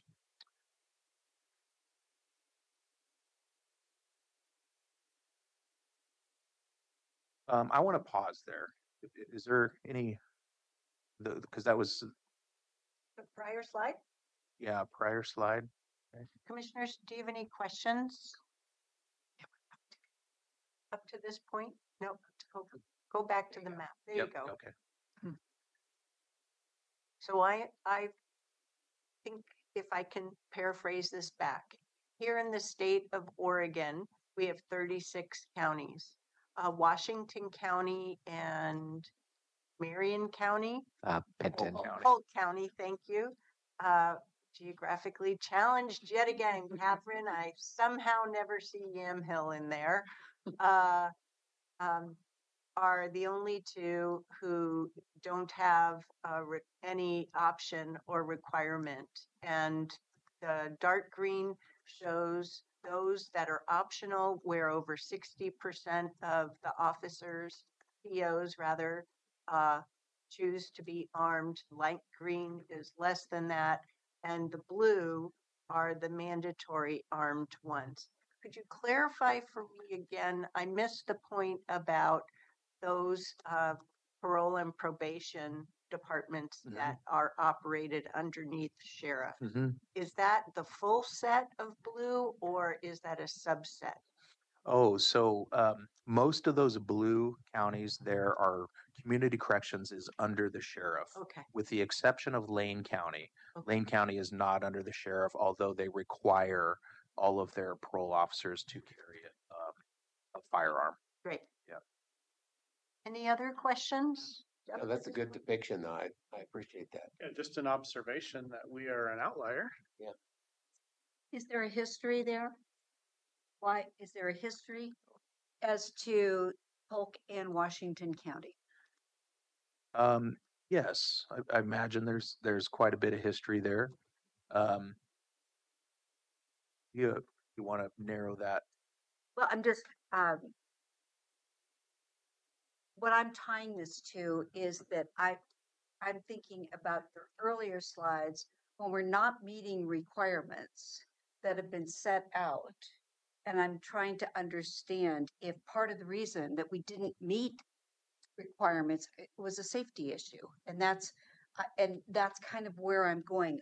I'm just following the data here to try to understand this. Not, I think you're onto it, Commissioner Treese, that what we've had the opportunity to experience and learn over these last 6 years is that our community corrections department, including the parole and probation officers plus the center, have been very people-centered, data-focused, up on all the various techniques. But the population we have to serve and the requirements and standards that we have to meet in order to meet funding, so on and so forth, have evolved. And so in my phraseology, it sounds to me like your plans. You're here today to inform us that your plans are to move forward with an additional tool in the toolbox in order to meet the needs. Am I grasping this or summarizing it accurately? Yes. If I might just add to that, Oh, good. At least I wasn't wrong. uh, the whole point is to make sure that people can change and that they're not going to be a risk to the community to commit additional crimes that they have already committed. And that takes a lot of effort. And back to my original slides, when the vast majority of people do really good work, right? They come onto supervision, they recognize that they've made mistakes, they want to change, even if they have lots of issues, they want to change by and large. But there are a select few that don't, that are entrenched in their criminal activities, into their antisocial patterns of behavior. They're unstable. Some of them have co-occurring disorders. And quite honestly, when you meet with some of these folks, it's unpredictable on what they might do. And all I'm trying to get to is to get our folks out into the communities, making sure that we are doing everything that we possibly can to promote public safety. Yep. And promote the safety of our people that are charged to supervise them, namely our POs. And they have a really difficult task. We ask them or require them to go out into the home. We need to give them every opportunity to go home safe at night. Like that, we have to do. I'm not telling you what to do. I'm just saying, I feel like I'm not doing my job if I don't advocate for that. We need to remove barriers for people wanting to do their job or feeling like they can do their job safely. So why don't we go to the next slide? Okay. Next steps. So I already talked about the increasing of our fleet so we can conduct additional home visits. We're going to implement the contact standards specific to Washington County to include the recommendations that I reviewed earlier in the slide deck. We're hopefully going administratively, I've been working with County Administration's office on updating the policy 505 to allow for optional arming for parole and probation officers. Right now, there's within the administrative policy, at least the way I read it, there is an exception for the sheriff's office. There's also an exception for the district attorney's office, and there's no other exceptions, including community corrections. So we're just asking to reevaluate that policy at the admin level. And then department policy development to include all safety equipment for officers with all force options, consistent with training and applicable to Oregon law. And then we have, I just want to be cautious with the rollout of this. We have a lot of training to do. We have a lot of onboarding to do. And we don't want to rush anything. We want to make sure that all our T's are crossed and our I's are dotted, and make sure that, more importantly, that our people that are on employed with Washington County feel safe and that they're behind it and they feel adequate and trained. And that's something that's really important to all of us at Community Corrections. And then lastly, this is a graduation that we had, the Department of Public Safety Standards and Training. There is a really cool pond. If you've never been to a graduation, I would really encourage you to go. We happen to have one of our PO graduates was the class speaker at this graduation. They did a phenomenal job. These are several of the POs, but I wanted to put just faces to the POs. Take a look at who's representing Washington County, who's in charge of making significant changes in the lives of people on supervision. They all are people, and they all have loved ones, and it's a very diverse population, and it's something that we're really proud of, and I can't say enough about the practitioners that have dedicated their career to this field. and we want to keep them safe, not only physically safe, but also psychologically safe and whole, so they can have a robust career and retire and live happily ever after. So that's all I have for you today with my presentation. Any other questions that you might have for Are me? you comfortable with the what appears to be very slow pace of vehicle purchasing? I mean, at the pace you're going to get to 28 vehicles, maybe that's for a different day, but that seems like another tool problem here. Commissioner, thank you for that question. As you're aware, we're struggling for money here in Washington County, and Thank you, Nate. and we're doing what we can. Our aim is change behavior, and it's hard to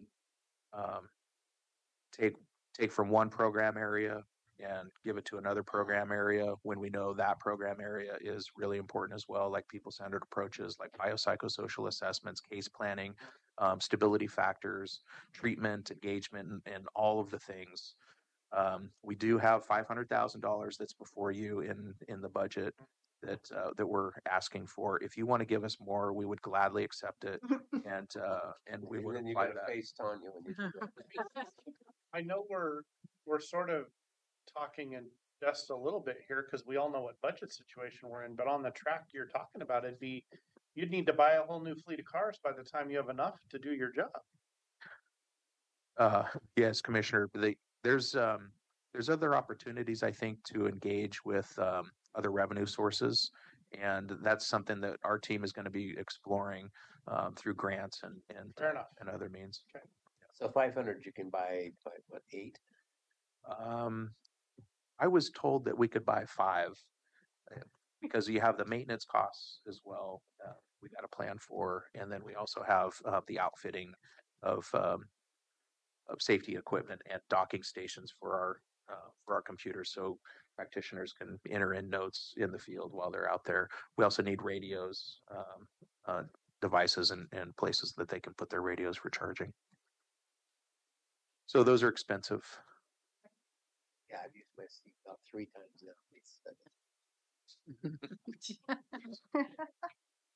Go ahead. I have a couple comments to make. Thank you for this presentation. I appreciate the fact that you have brought the board's awareness up of where we've been as a county in relationship to what the expectations might be or requirements might be. I would ask Ms. Duke-Dreesen to look into what, frankly, what's our liability against standards here as well, in not reaching those contact pieces. That's a question that I think we need to be asking. I believe that what you're talking about in terms of moving toward a higher level of contact standards and is that we need several tools to get there. One of the tools is an increased opportunity to transport parole officers to those locations.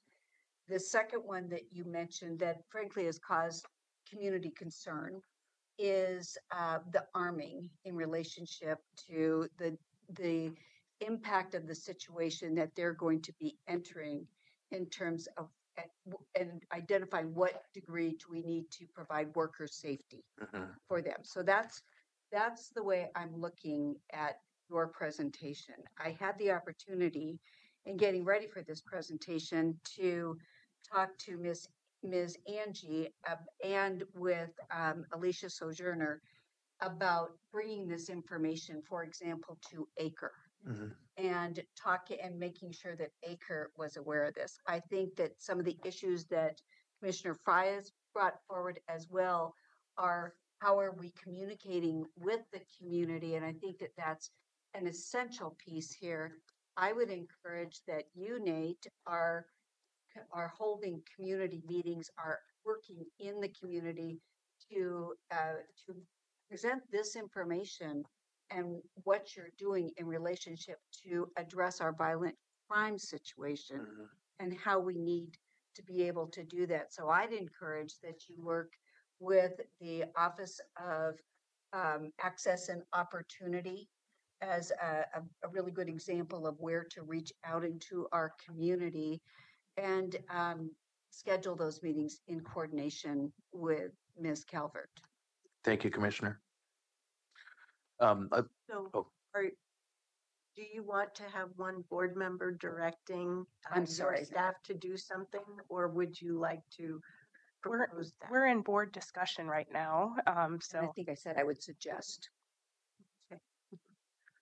To your point, Commissioner, my next stop is at the Public Safety Coordinating Council this week, and I'll be doing this same presentation. Commissioner Treese, on everything you said to the county council, to me, you asked about basically the liability of not making the contacts. That's one. I would ask the second sort of corollary on that is, what is our risk or liability of not giving tools to our employees and then having an incident as well? I think those are both risks. If we were to choose to remain in a non-armed, like not optional state.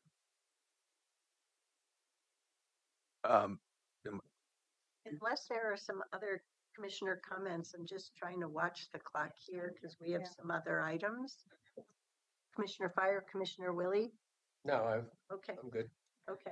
I think Nate, thank you, the team, everyone, for your presentation. I think really, I appreciate your updated the content and provided more context to your presentation and provided a lot of scary data, but data still.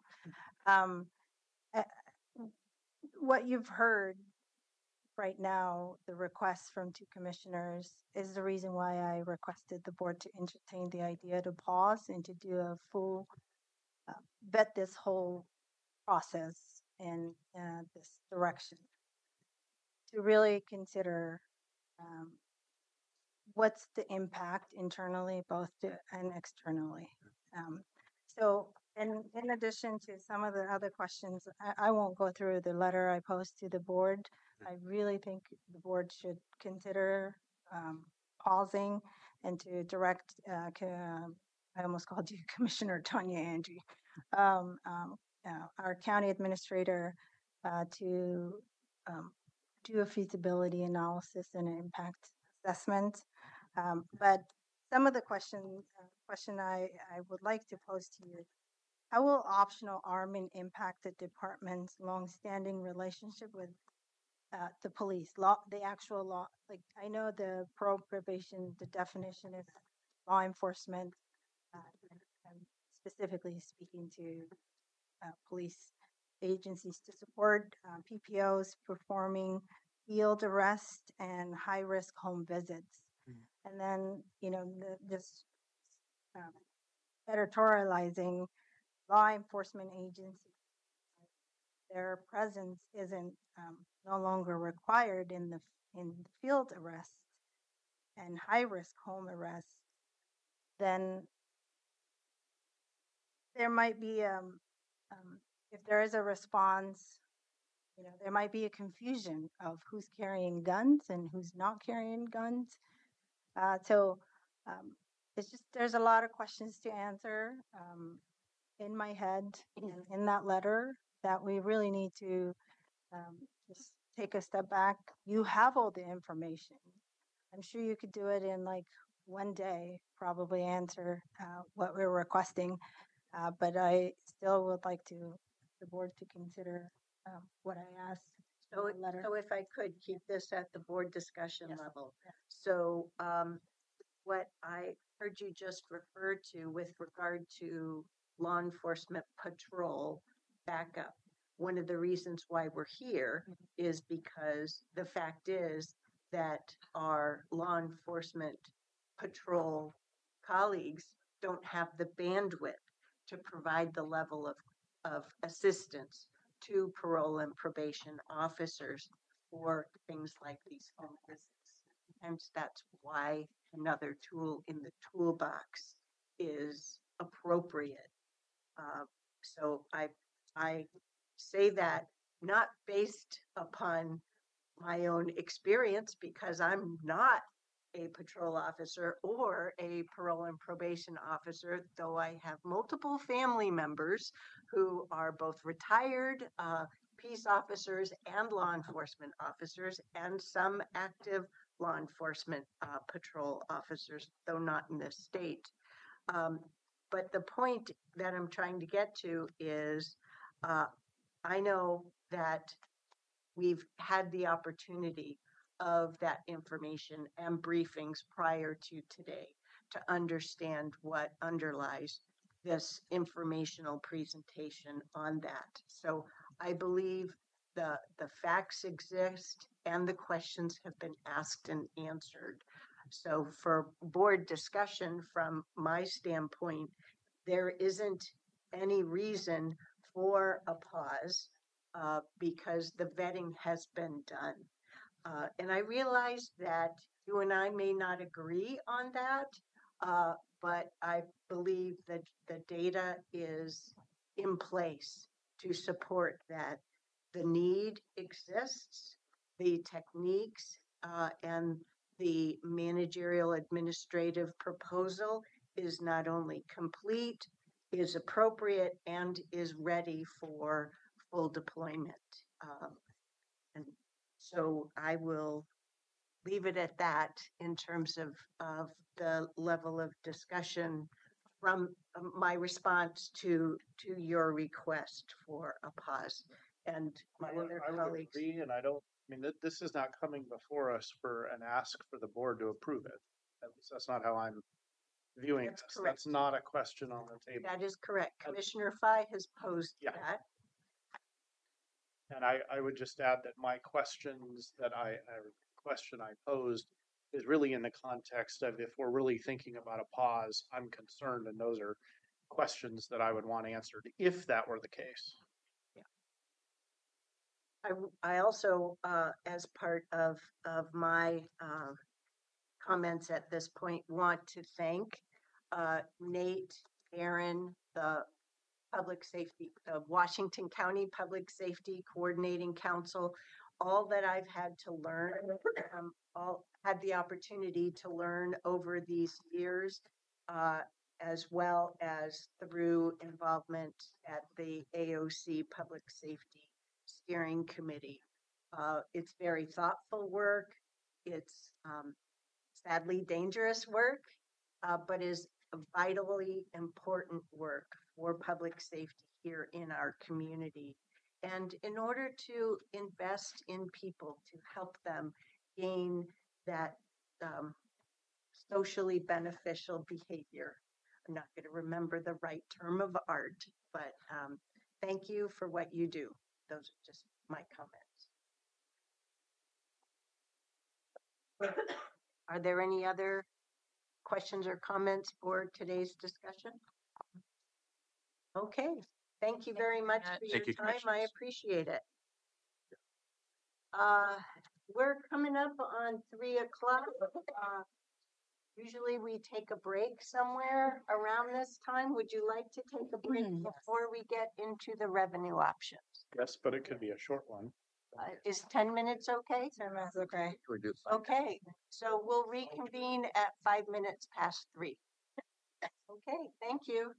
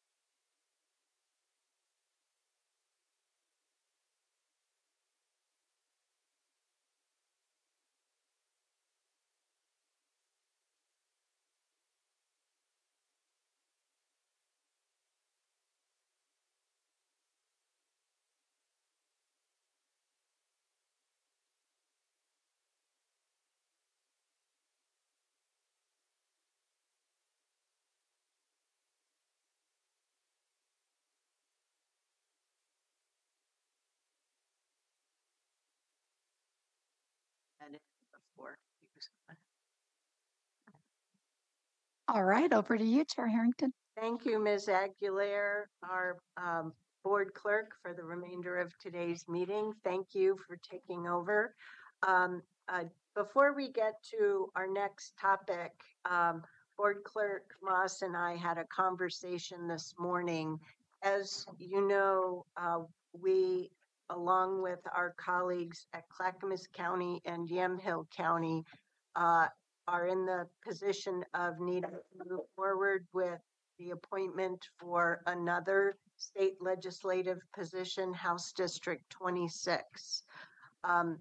The two dates that are in play are the evening of Thursday, June 5th, and the evening of Friday, June 6th.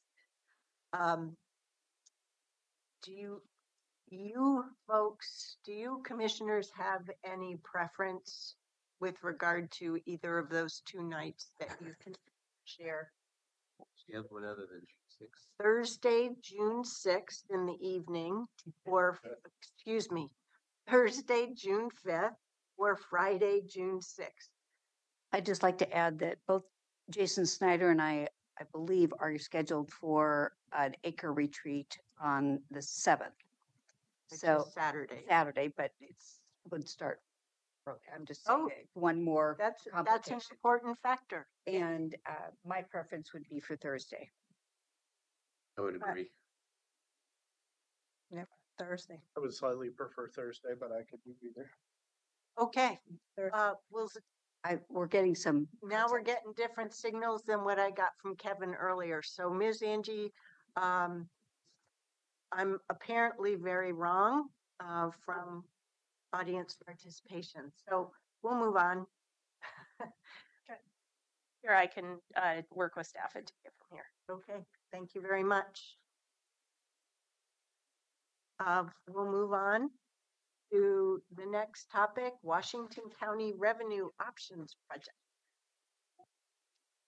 Good afternoon, Chair and Commission. We are here today to talk about revenues. I'm going to introduce the group first, and then I'll get into my slides. So first, I'm Ann Ober. I'm one of the Assistant County Administrators here at Washington County. Tanya Moffett with Marina and Company, the consulting firm. I'm John Steyer, the Interim Chief Financial Officer. Oh, thank you. So over the past several months, we've been having discussions about the fact that our general fund is struggling with revenues. And so we have been looking for a way to bring back a conversation with the board around how we generate sufficient revenues to carry our general fund and other needed expenditures forward as a government agency. When we started digging into this discussion, we recognized that we did not have all of the tools in our tool belt, and the amazing Marina and Company did. So we asked them to join us in this endeavor. The first part of today's slides are just an overview. We use a lot of acronyms today, so we wanted to make sure that if any members of the public come back, that they're able to better understand how these slides were developed. Today, we're going to go over the general fund situation for individuals who may not have heard about the situation in the past. Then we're going to talk about this project. And then there's a secondary project that actually ties into this one around MISTIP. And that's a discussion that we've been having with the board as well for the past year.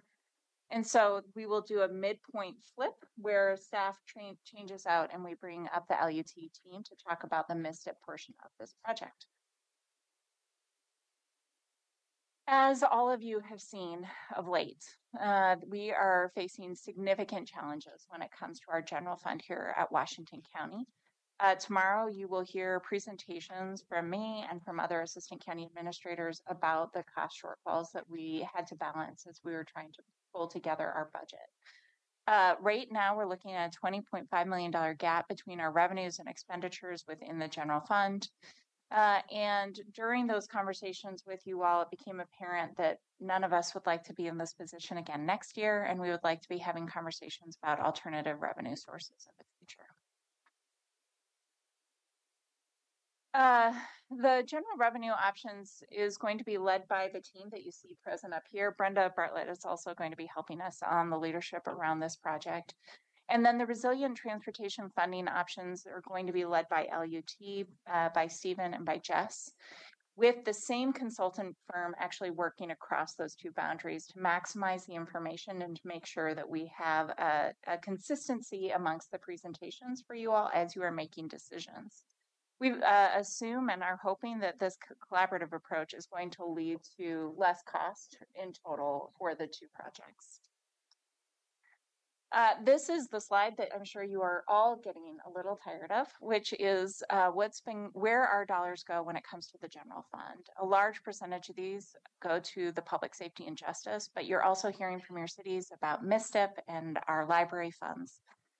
In general, all of these funds are increasing in needs. Inflation is real. We're also seeing personnel costs, utility costs are going up.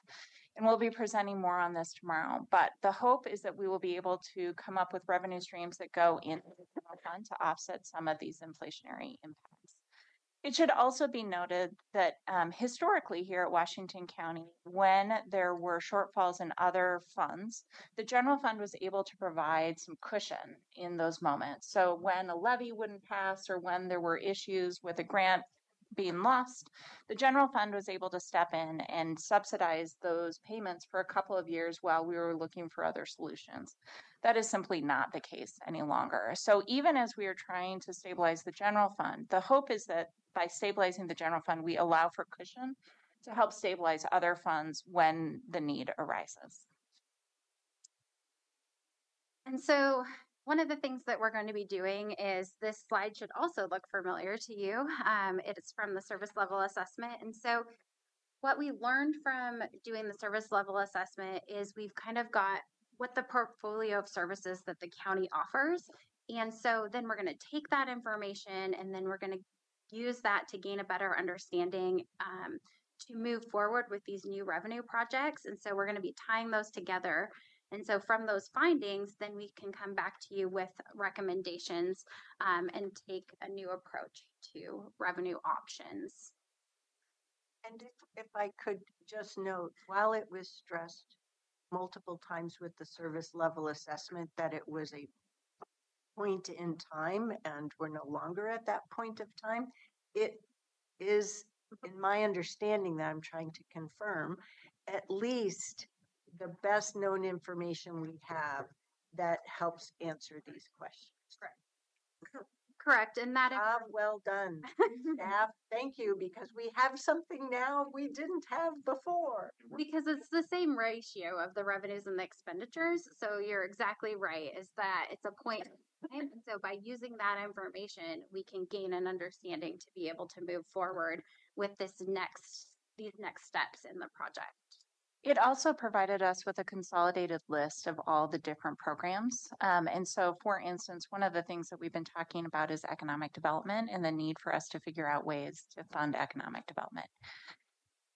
Tools that can be used for economic development are different than tools that we would use for, say, construction. And so knowing that list of services also allows us to look at different funding sources and to appropriately apply them back into the general fund. I don't know that all of that was obvious to me in our last presentation. So thank you. Yeah. So we're going to talk about the general revenue options or the GROW project. And today we're going to look at the project overview, what some of those revenue options are. We're going to look at the draft work plan. So if you have any input for us, that's great. And then we have some specific discussion questions we'd like to specifically ask you. So the general revenue options project is really for us to be able to go in and look at some options to be able to make the general fund more resilient and identify potential new revenue sources that then the board can consider to be able to go forward and move with that. So the desired outcome is to compile a list of different options, and then along with that list, it will list like the viability of all of them. You know, is it high risk, low risk? How do we implement this kind of? It won't go into the steps of that far, but it will at least give you that high level information. And we'd like to use that as a roadmap for what to do going forward and next steps to seek to bridge that funding gap there. in the general fund and provide stability. So this slide should also look familiar. It was presented with the budget training about a month ago. So this is what the current makeup is of the general fund revenues or resources. And so these are just some of the things that you're currently using. Then we also, this is another slide that should be familiar. There are 3 types of ad valorem, which is property taxes. So we have the permanent rate, which is just set, you can't increase it. And then we've got local option tax, which is going out to the bidder, to the public and asking for permission to be able to do that. And then it's usually a fixed term or period of time, depending on if it's capital or operating. And then we have general obligation bond levy or GO bonds. And that's also going out and asking for permission. And then it's to pay for the funding of paying back that debt that the county would take on. So what we're really going to be looking for is other potential revenue or resources.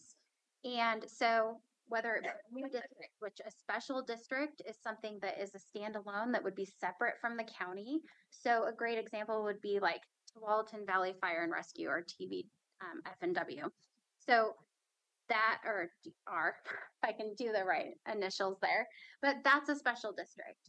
And then a county service district is something that's still within the county purview. An example would be clean water services. There's also levies. There's other taxes, so like business taxes, which an example of business taxes could be the Multnomah County business income tax.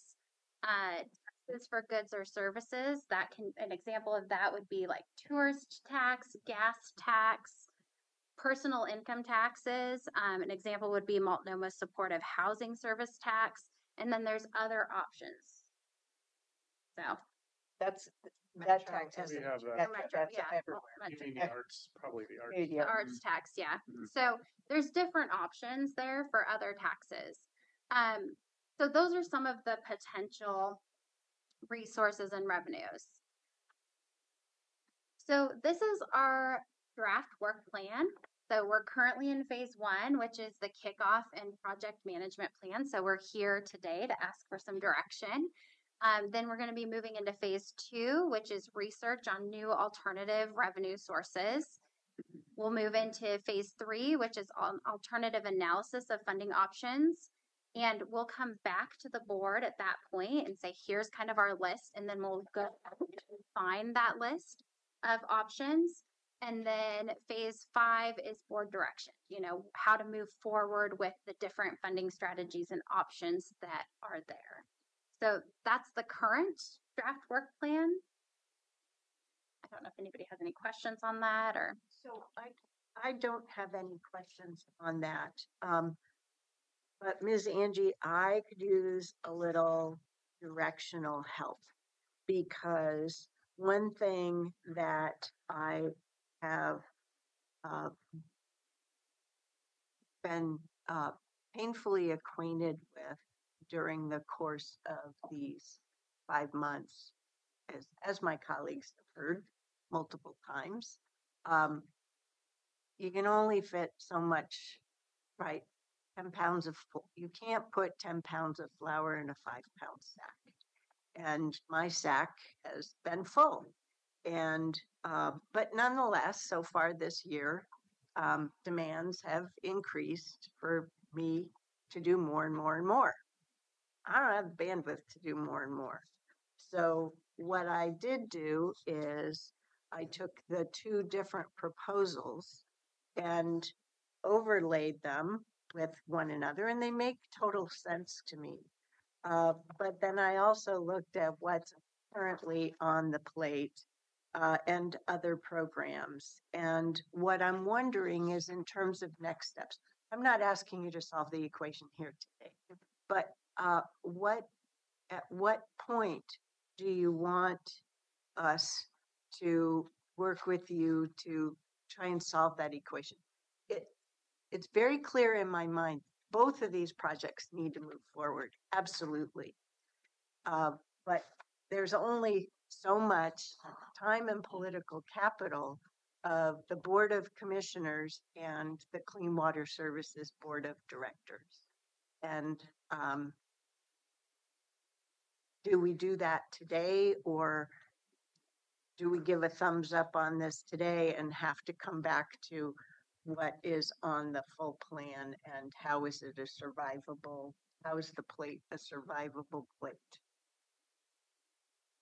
So I'll just offer my suggestion. I would suggest that this is your first conversation as a board. We take the feedback from your board, and then Chair, as you and I do in our check-ins, look at, do we need to tweak some balancing on times, understanding you are not just the governing body for the county, but also CWS, and so balance out this timeline. And if there are pinch points, to kind of spread this out, because you are accurate. I am not prepared to do that mapping right here today.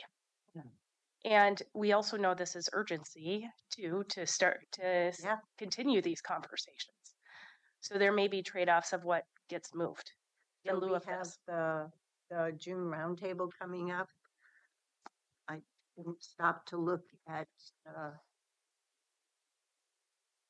we may have a little time in the current plan to look at the plan on this, but ultimately it's going to take full board participation to adjust the focus list and roadmap and commitment to address that. Our next check-in, if I'm tracking with what the chair's saying, for this would be July to October. Is that when our next engagement would be? Somewhere in that time period? Yep. Okay. Yeah, and I've stated to Tanya that we are 5 out of 6 in budget cuts, and I'm done. I have no more budget cuts in me, so we have to have a different solution. It's the old doing the same thing over and over again. So you just heard 3 different articulations of support to go full steam ahead with this, but I'm positing looking at what the plate is, I don't see how to compute the whole plate. Others will have to catch up with that. Great. Thank you for letting me ask that question. I wasn't sure where to raise it. On the question of whether other things, I mean, you put a set of questions up here, right? Yep, we're coming to those next. Oh, okay. Somehow Sorry. pushed it too far ahead.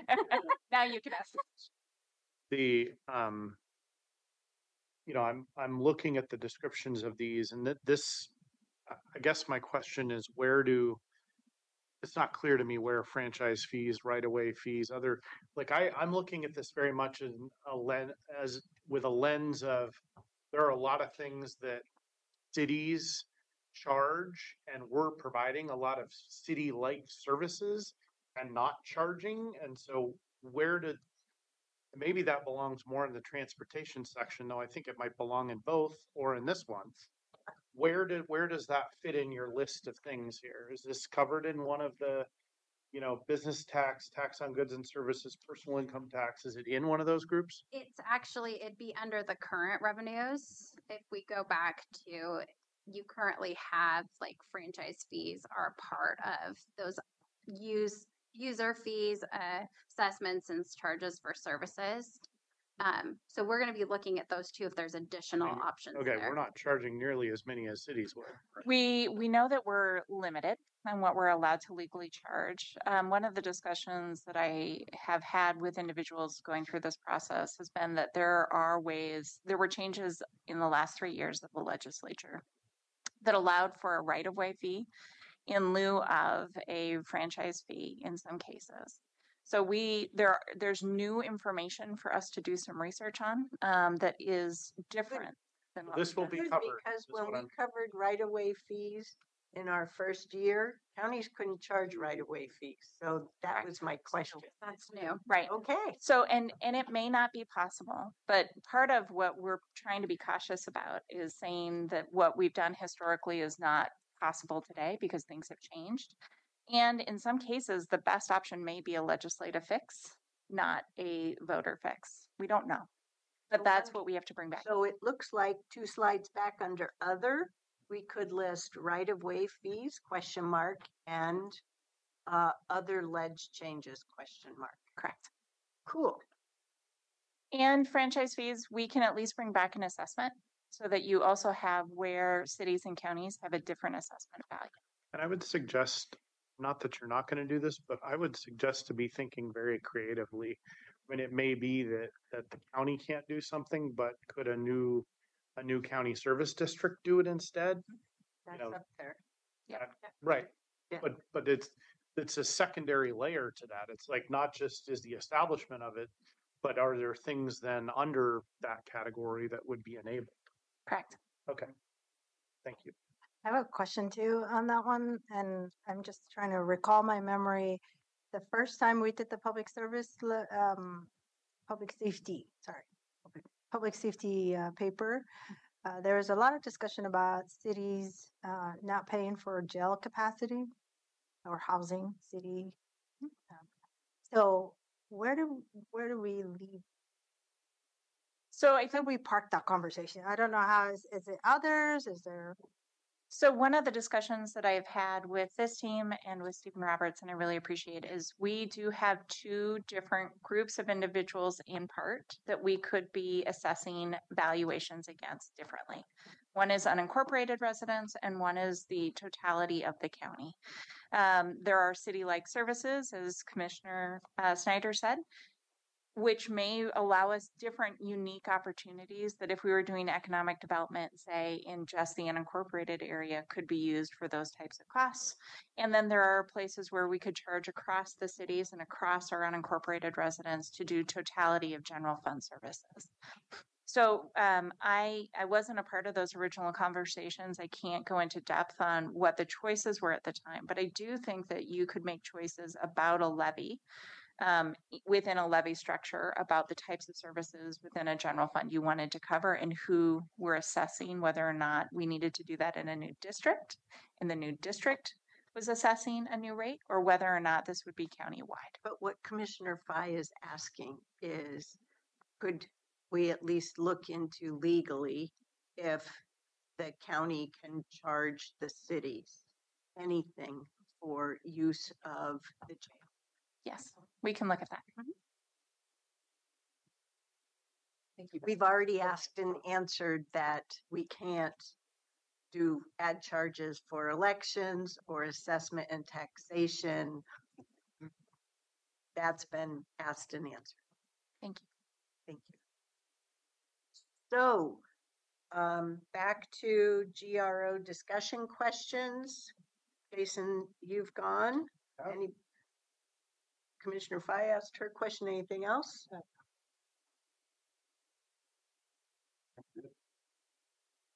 Yep, I've answered. I'm all set too. And one of the options I assume is what I would call an operating levy. That's under. Yeah. Okay. I mean, that we haven't used that term, but it's there. Great. Well, and we also, I should just, before we move on, we also have two different types of projects we need to fund. We have operations and we have capital.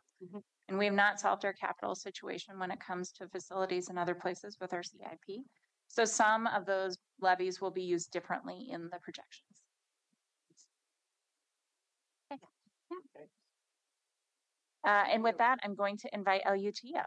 Resilient transportation funding options. Do you really want us to start using RTFO? RTFO? RTFO. Or you just couldn't help yourself in the land of LUT acronyms? They are planners by nature. It comes with the territory for planners. Yeah, otherwise it's just too many syllables. Not to say. So good afternoon, Chair and commissioners. So yeah, we're really excited to be kicking this work off. We've been talking about it for a little while, and excited to have Marina on board, and looking forward to diving into the numbers here. So we're really, as we were just saying, we're really coordinating these two efforts. They sort of started in parallel, but we're really working to try to bring them together. So we should be coming to your board pretty frequently together as we're talking about these two different aspects of this sort of larger revenue options project. So Jessica Ells, our policy analyst, is the project manager for LUT. And so I'm going to have Jessica walk through the PowerPoint presentation. And then she, Tanya, and I are all here to answer any questions that you have. Maybe get some feedback from you. So thank you. All right, thank you. I'm Jessica Pels, policy analyst, and I'm going to preemptively apologize for saying the word transportation a lot of times. World. And your challenge, if I can say, team, is to try to get us done in 30 minutes. Yes, ours will be very quick. So we're just going to go over the work plan, over our funding sources, and then discussion questions that are very similar to what you just saw. So first of all, our goal is to improve the resilience of county transportation capital project funding by proposing to you some long-term sustainable funding and financing options that can reduce reliance on the county general fund. We're seeing that we're facing continued general fund reductions in MISTIP. From that pie chart that everyone saw, it's a pretty large slice. So we anticipate that to continue. And so we want to do our part and we want to have a sustainable MISTIP program for the long term. We see this as a way that we can support that. We have a lot of desired outcomes that go along with this. This project will hopefully accomplish a lot. We want to ensure adequate ongoing funding for routine operations and maintenance. Of course, that goes along with improvement projects. We want to continue funding transportation capital improvements at a level consistent with MISTIP 3F and previous MISTIP allocations. And then what we're planning to do as part of these outcomes is compile a resource library of potential capital project funding options. I know that many of you were here for the Urban Reserves Transportation Study. As part of that work, Echo Northwest actually did a funding toolkit for us for the cities to use. So we actually have a wealth of information already that we're building on, work from Metro, work from Public Alliance, work from others just around the region, around the state, of course, as part of these funding package discussions. So there's a lot of information out there that we just need to digest and figure out what could work for us. We're planning to assess each funding option's implementation viability. As just discussed, we know that not all options work for the county. We've had some discussions with WCCC, TAC, and WCCC, and in doing a little bit of research too, some cities have a transportation maintenance fee, for example, that they're able to put on utility bills. We don't really have that ability as we're not a utility sending out those same bills. Yeah, and I'll add maybe another outcome, not explicitly stated, but we really are looking to try to help the county think in terms of sustainability. As a state, I think we also need to be thinking about being more self-sufficient in this regard, given the direction of the federal administration right now. And so really part of this effort is to really facilitate ongoing discussions with our cities as well, so that we're all thinking about what are the other options that we could all be exploring. So at one example, Tualatin had a pretty successful $20 million GO bond for transportation improvements, and they're using some of those funds on county roads because there are congestion problems that are affecting their community. So really thinking about how to leverage some of those local resources to help with the countywide system as well. Mm-hmm. We want to build leadership consensus on the potential mix of viable funding options, obtain your board direction on implementation of capital project funding options, and then that would roll into a strategy that we could implement. And we plan to engage cities throughout the project via WCCC and the TAC. So our work plan is very similar to the GROW work plan. And as Stephen said, we do plan to align these projects and come to the work sessions together. We know this is very similar information and it doesn't make sense to separate those. So if we're walking through this, we're here today, of course, over our project management plan, although we're a little bit further ahead down the line. We've just been working on this for a little bit longer. And then once we get out of the research phase and into the options development phase, we do plan to come back, I think in October, with the GROW project at the same time. And then we'll come again in December. And then in January, I think is our stepping through that work plan schedule. All preliminary. Oh, yeah. And subject to change, but this is the plan. We've learned a lot about volatility in the market for steel and concrete and pavement and labor, and now we get to add tariffs to the That's right. It's changing daily. preliminary all the way. So our preliminary next steps, we're putting together a funding options survey to our city partners. And from that, we're just really wanting to get a better understanding of what cities are using as far as strategies and options, and then also whether they have concerns with any of them or if any of them were difficult or very contentious or anything like that, just to help inform our research. And then June, we'll be developing a list of the capital project funding options and researching their viability. And then we'll go back to WCCC TAC and WCCC in July and talk to them a little bit more about the results and the viable options. And then we'll be developing the refined list that are feasible for implementation and worth considering further in October.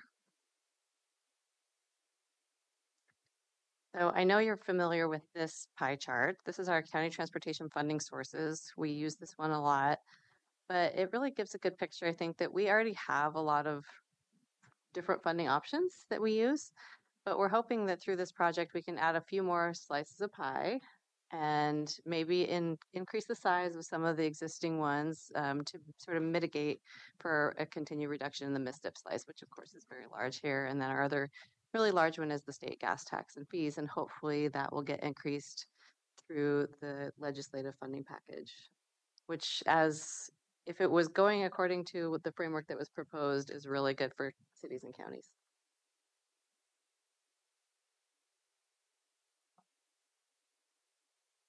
Other potential transportation revenue sources we'll be looking at, of course, the state legislative transportation funding package, federal and state grants, which are come and go as far as viability and feasibility.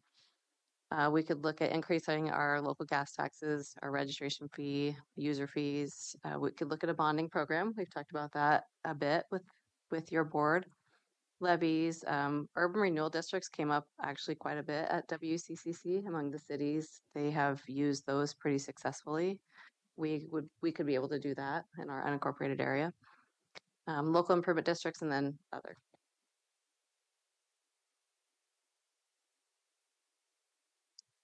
And finally, same discussion questions. Are there any potential transportation capital project funding sources missing? Are there any that you're concerned about or particularly interested in? And if there's anything else we should consider in the scope of work for this project? Well, I'll just put it out there under other. We don't have any roads we could toll. I was thinking the same thing. Now we have a lot more. Such a popular strategy. Every arterial toll. Kidding. And We're gonna have a protest off. can I ask a question about the 50, 30, 20 split? And it's, I've been thinking a little bit. I feel like I continue to keep discovering in my own mind where I see inequities or things where, we're just not, because of the way things are set up, we're leaving money on the table as a county overall, maybe. I want to just make sure I understand, and if it should be considered here, I'd like it to be included.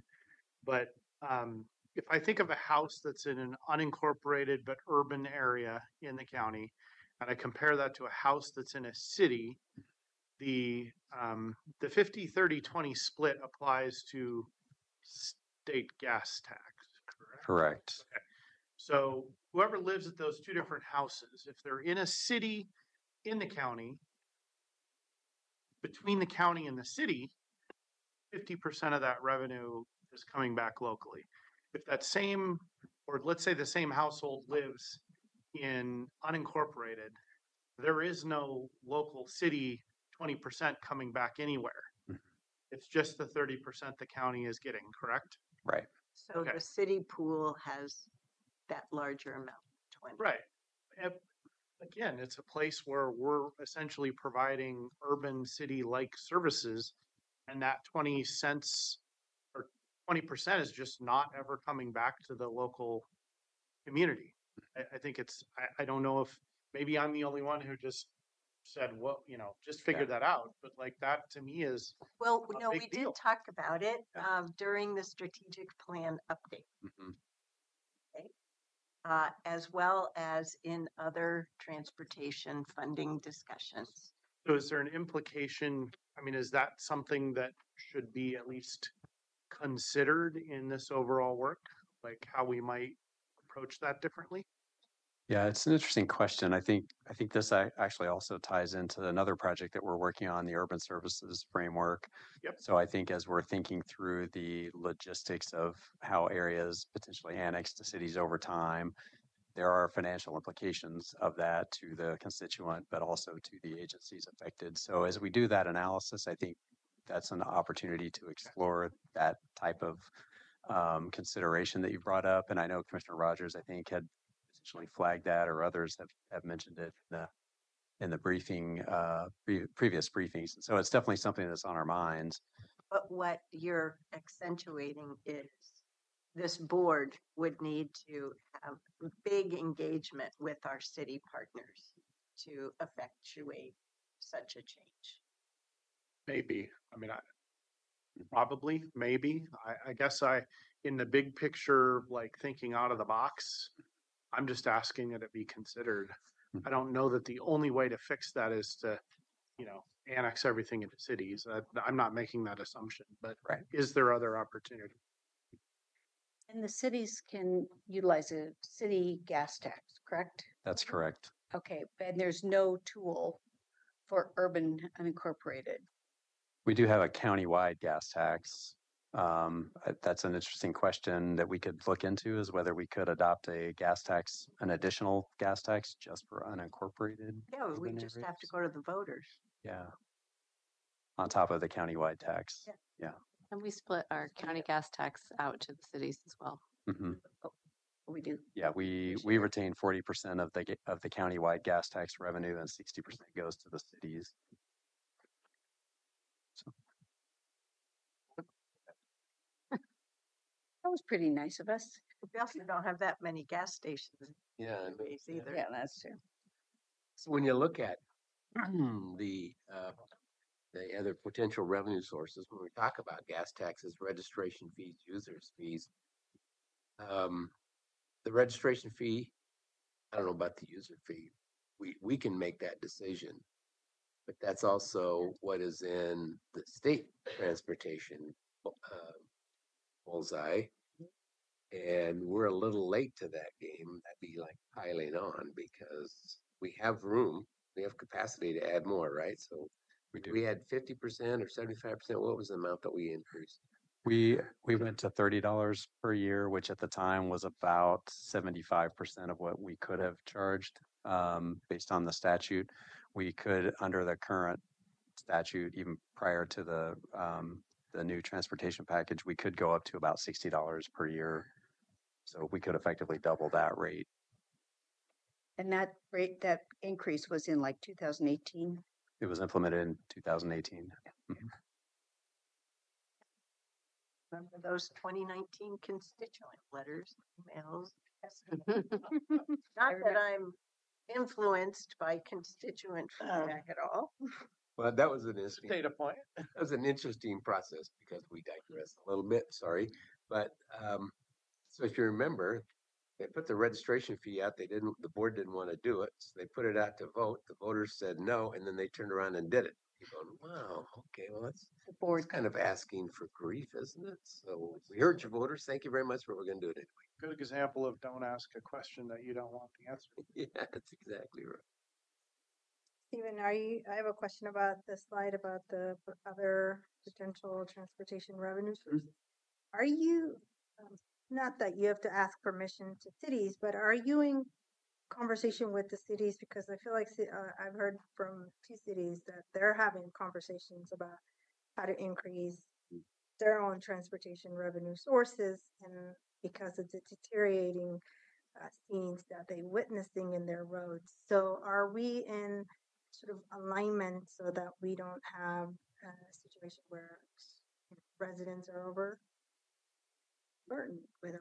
So are you having conversations? What can we do to facilitate that as a board?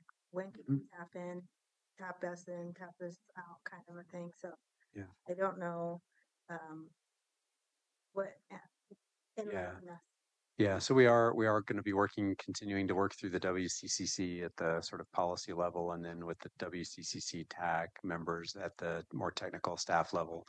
So we'll be continuing those discussions going forward. And as I said, I think part of my objectives in this that I shared with the committee yesterday was the really encouraging cities to think about their own sort of transportation resiliency as well as we're working at the county level. And so there's a network of roads that we've as a group of counties and or cities in the county are of sort of countywide importance, that arterial system of countywide interest.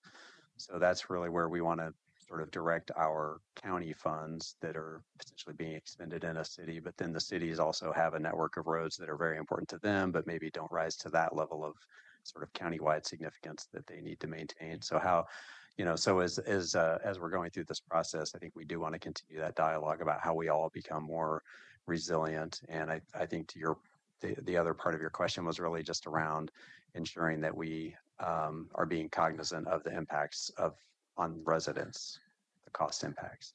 So Commissioner Fye, I would just tie that to the previous conversation on revenues too, because many of our cities are also talking about special option levies, also making really challenging budget decisions just as we are within their general fund. So it's not, I would say your question, I wouldn't limit that just to transportation. It's also holistically on all the revenues.